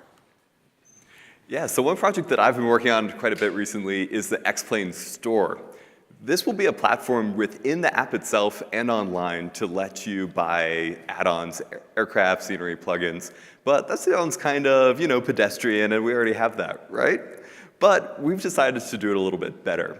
So the plans for the X-Plane store will be integrated directly into X-Plane, which means that a lot of the points of friction in the current process of purchasing, downloading, installing, and then unlocking an add-on will be removed. This will all be built on a new X-Plane identity system that we're building currently, which will keep all of this in sync, whether you're on different computers or if you buy something on the web and then want to use it in X-Plane. We'll also update all of your add-ons for you, so you won't need to worry about what's up to date and what hasn't been done yet. You'll just be able to hop in and fly. And lastly, we're going to fix the DRM system for X-Plane. So for a while, to really protect the add-ons you make for X-Plane, you've had to make your own system or hop on someone else's third-party system. We're going to do a little bit better than that. For free, we will offer to all developers on our store a built-in DRM system that does all the work for you. No fiddling with anything. So what does this mean for you guys, for the users? Well, it'll be a convenient shopping experience directly in the app, so you won't have to keep clicking away. It will download and install for you automatically. And it will also store your payment information. We won't. I don't want it. Stripe will. They're the professionals at that. And it'll also offer tools like Apple and Google Pay, so to make it as seamless as possible for you. It's also a win for developers because they get a lot more exposure. They will be within the X-Plane app itself. They get all of the DRM wins. And we're also focused a lot on the quality control. So I know that a lot of folks have had trouble with certain add-ons from certain companies, and we hope to really raise the bar on what's acceptable in a marketplace.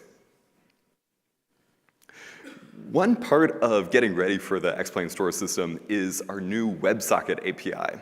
So as I was preparing these slides, I asked ChatGPT to, make a graphic explaining WebSockets to me. And I'm not going to try to explain this to you, and I'm not sure what it was thinking. The fact is, it didn't know what it was thinking. But let me tell you what it means. So the big thing about WebSockets for us are lowering barriers to entry to X-Plane. So with WebSockets, developers and most of you will be able to write applications that need data from X-Plane about all sorts of things: the state of the aircraft, how fast you're going, where you're going, what you're flying. You'll be able to get that data from X-Plane, and then on the way back, you'll be able to send data to X-Plane, either setting those values or sending commands to X-Plane. This will really unlock a lot of people to use all of this data that X-Plane knows about without having to make your own complicated plugin or counting on users to install that. The biggest thing that I'm excited about for this WebSockets API is just getting started. With modern AI tools like ChatGPT and Copilot, it is so easy to write code for the web if you don't know anything about code. I had an interesting little project that I started completely from scratch with no knowledge. Stop by the booth if you're interested in trying that out. But yeah, so it's really all about lowering the barrier to entry and making it easier on developers. So we have a partner of ours that is launching a new product right now for X-Plane using this API, and we're going to ask them up to tell us a little bit about it.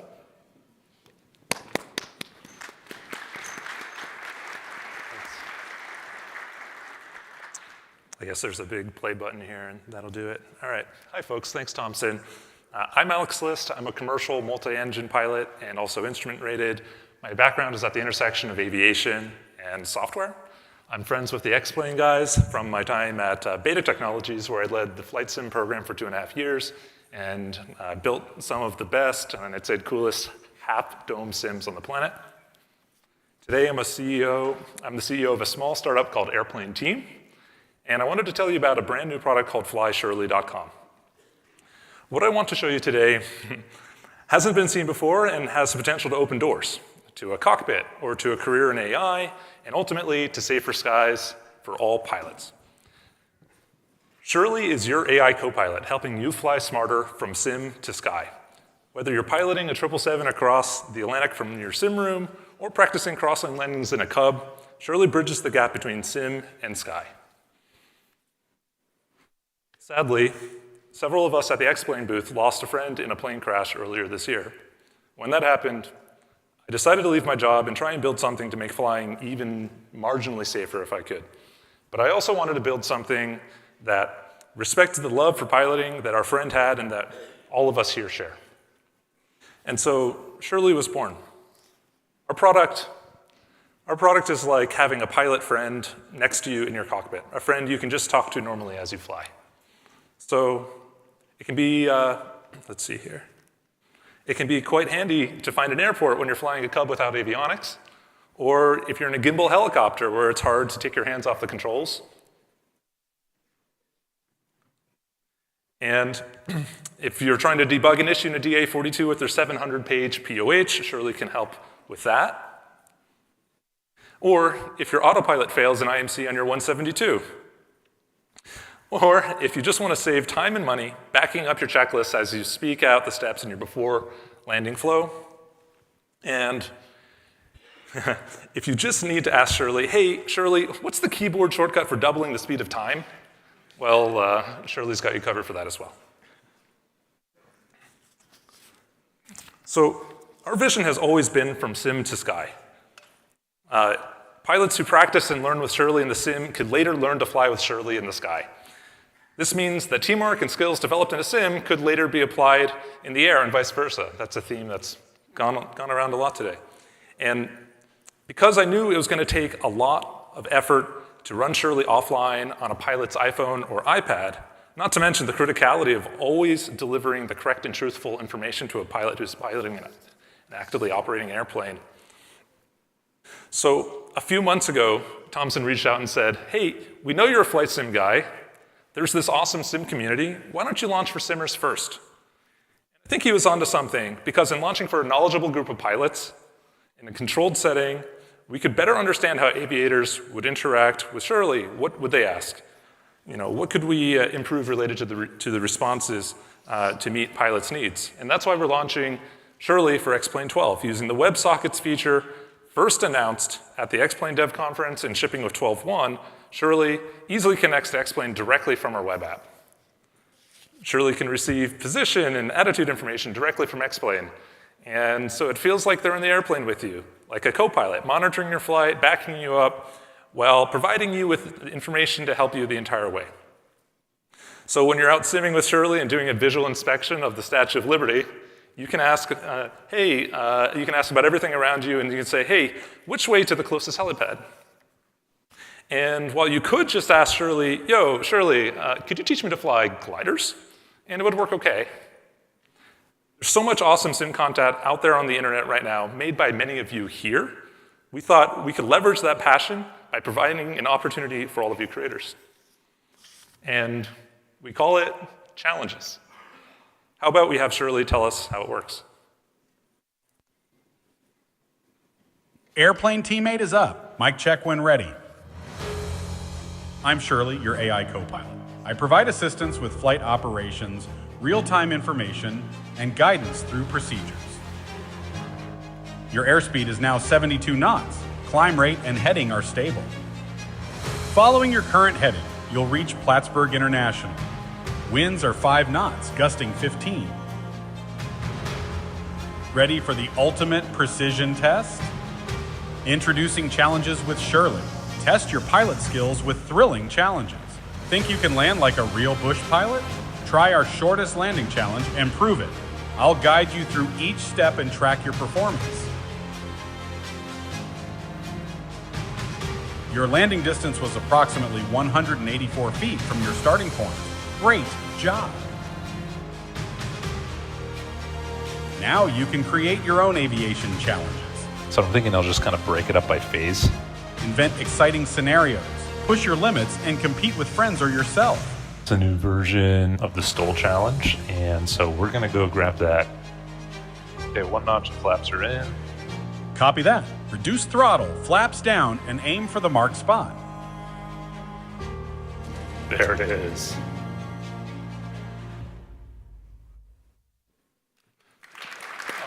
Thanks.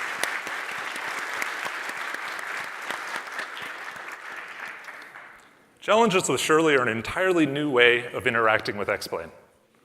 Challenges let you build, try, and remix missions made by you or other simmers, so you can train, compete, and have fun.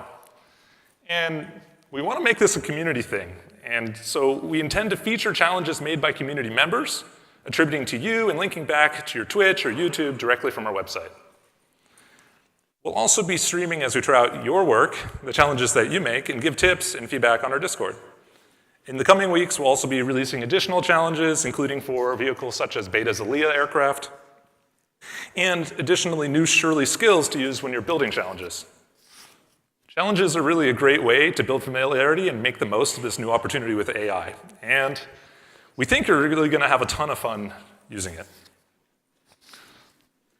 So in a time when companies are releasing AI copilots for everything it seems, except for flying, our product is like having a copilot friend sitting next to you in the cockpit, a real AI copilot. And best of all, by using Shirley, we'll all be part of something bigger than us, helping to bring this sort of technology, which started in Sims, to make it available for safer flying in the sky. Shirley is available today with a free trial at flyshirley.com and on a subscription pricing basis. You can stop by the X-Plane booth this weekend to try it in person and to complete in our STOL challenge. There's a Cessna and there's a Cub category, and winners get a free membership. So come through the X-Plane booth, try your luck at our STOL challenge, download X-Plane 12.1, create your challenge at flyshirley.com, and join us in building the future of flight from sim to sky, safe flying.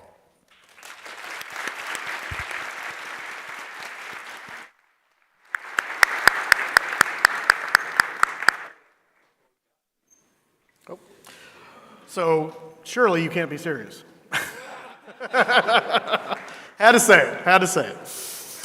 Thank you, X-Plane, and the Fly Shirley thing. That's really cool. They got some really innovative things coming on the horizon. In fact, one thing that piqued my interest was the weather radar, because I know that's something we've been clamoring for in another sim that I won't mention, but working weather radar. But what was your thoughts on the X-Plane updates? That exposure setting was actually quite impressive. That one caught my attention. Yes. Like I thought the middle one at first was the new setting, and they were showing the high, brights, and lows. Like I didn't realize that once they said that was it on. That was impressive. That was a very nice change, and I could see other simulators taking some lead on that as well. Exactly. Yeah, and I love with that exposure setting as well, how like they really looked at kind of what is the physics of the light, but then also what is our experience of seeing it as a person. Right. And that was just really telling to me about how they approached the reality building of the isn't sim. always better. Yes, exactly. Reality, and that is the thing. We are in a sim. Sometimes reality isn't the best for our particular thing. So we're going to do a couple things right now. We tried to show a Blackbird video earlier when we came back, and there was a little bit of technical goof. So we're going to re-show that here in a second. And then Evan is going to come back up and give you some instructions for the mixer that's going to be happening at the end. However, before he does that, I would like to say a special thank you to my fellow panelists, Factual Goal and Overkill Simulations, for joining me here on stage here today. Thank you so much.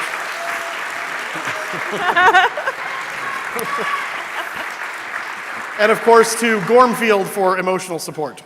So there we go. Just because she did it, you know, if you wanted to, we had that opportunity earlier. My daughter's out there. If you want to call her out, now's a good time to do it. Who's out there? My daughter. Your daughter? Well, stand up, Delana. Who's your daughter? There she is right there. That's my daughter right there, guys. A little overkill. Yeah. Okay. All right, let's go turn your attention to the screen for the Blackbird video.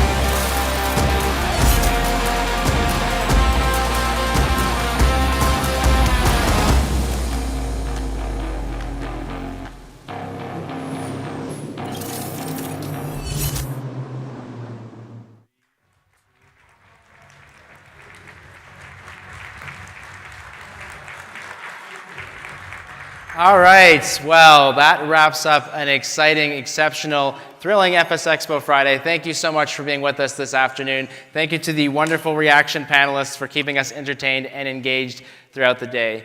I just have a couple of real quick programming notes. We're going to get you going to the social right after this. So first of all, for those looking for Microsoft Flight Simulator, as you know, if you've been reading the website, which is about 3 of you, I guess, that's tomorrow. So 3 o'clock tomorrow is when the big Microsoft presentation is. We needed to give them extra time. That's why they're not today. We do get back on this stage at 9 a.m. tomorrow with our International Flight Dispatch presentation that's put on by a couple of real-world airline dispatchers. Get a good view as to how the backside of an airline works and everything that goes on behind the scenes. Now, a couple people in here who didn't get badges earlier. If you just show of hands, anyone left without a badge? A couple people, or not really? Okay, very few. Okay, good. So you get to go first. So everybody who does not have a badge, they're going to keep registration open. If I get you to please stand up now and head out that way so you guys can get badges right now. I apologize for the wait earlier. And that would include you guys. Thank you so much for being with us today. Well deserved. Go grab yourselves a badge because that, of course, includes your free drink ticket. Thanks, Mike. And for everybody else in the room, coming up next is our attendee welcome reception in the Miranda room. Like I said, drinks, and there's also some snacks there for you guys. In terms of your drink ticket, that's inside the badge. So you've got to just basically open up that badge and then rip off that drink ticket. That's how your free drink is.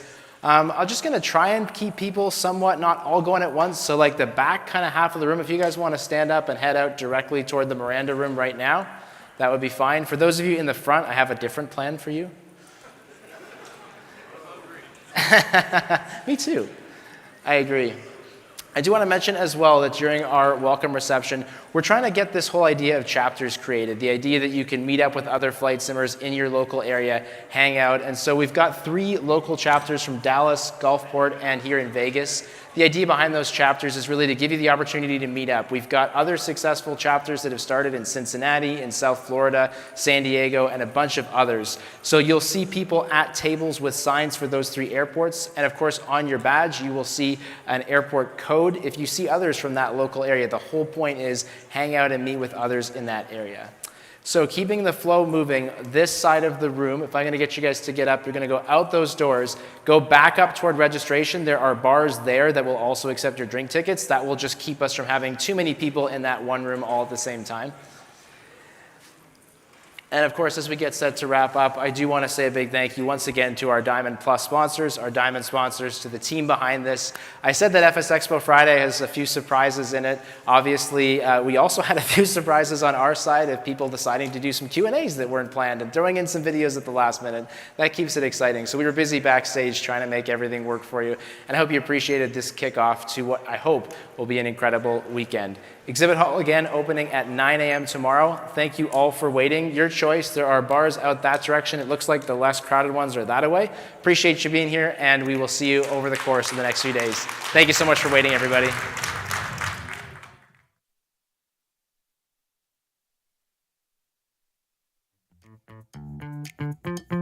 Thank you.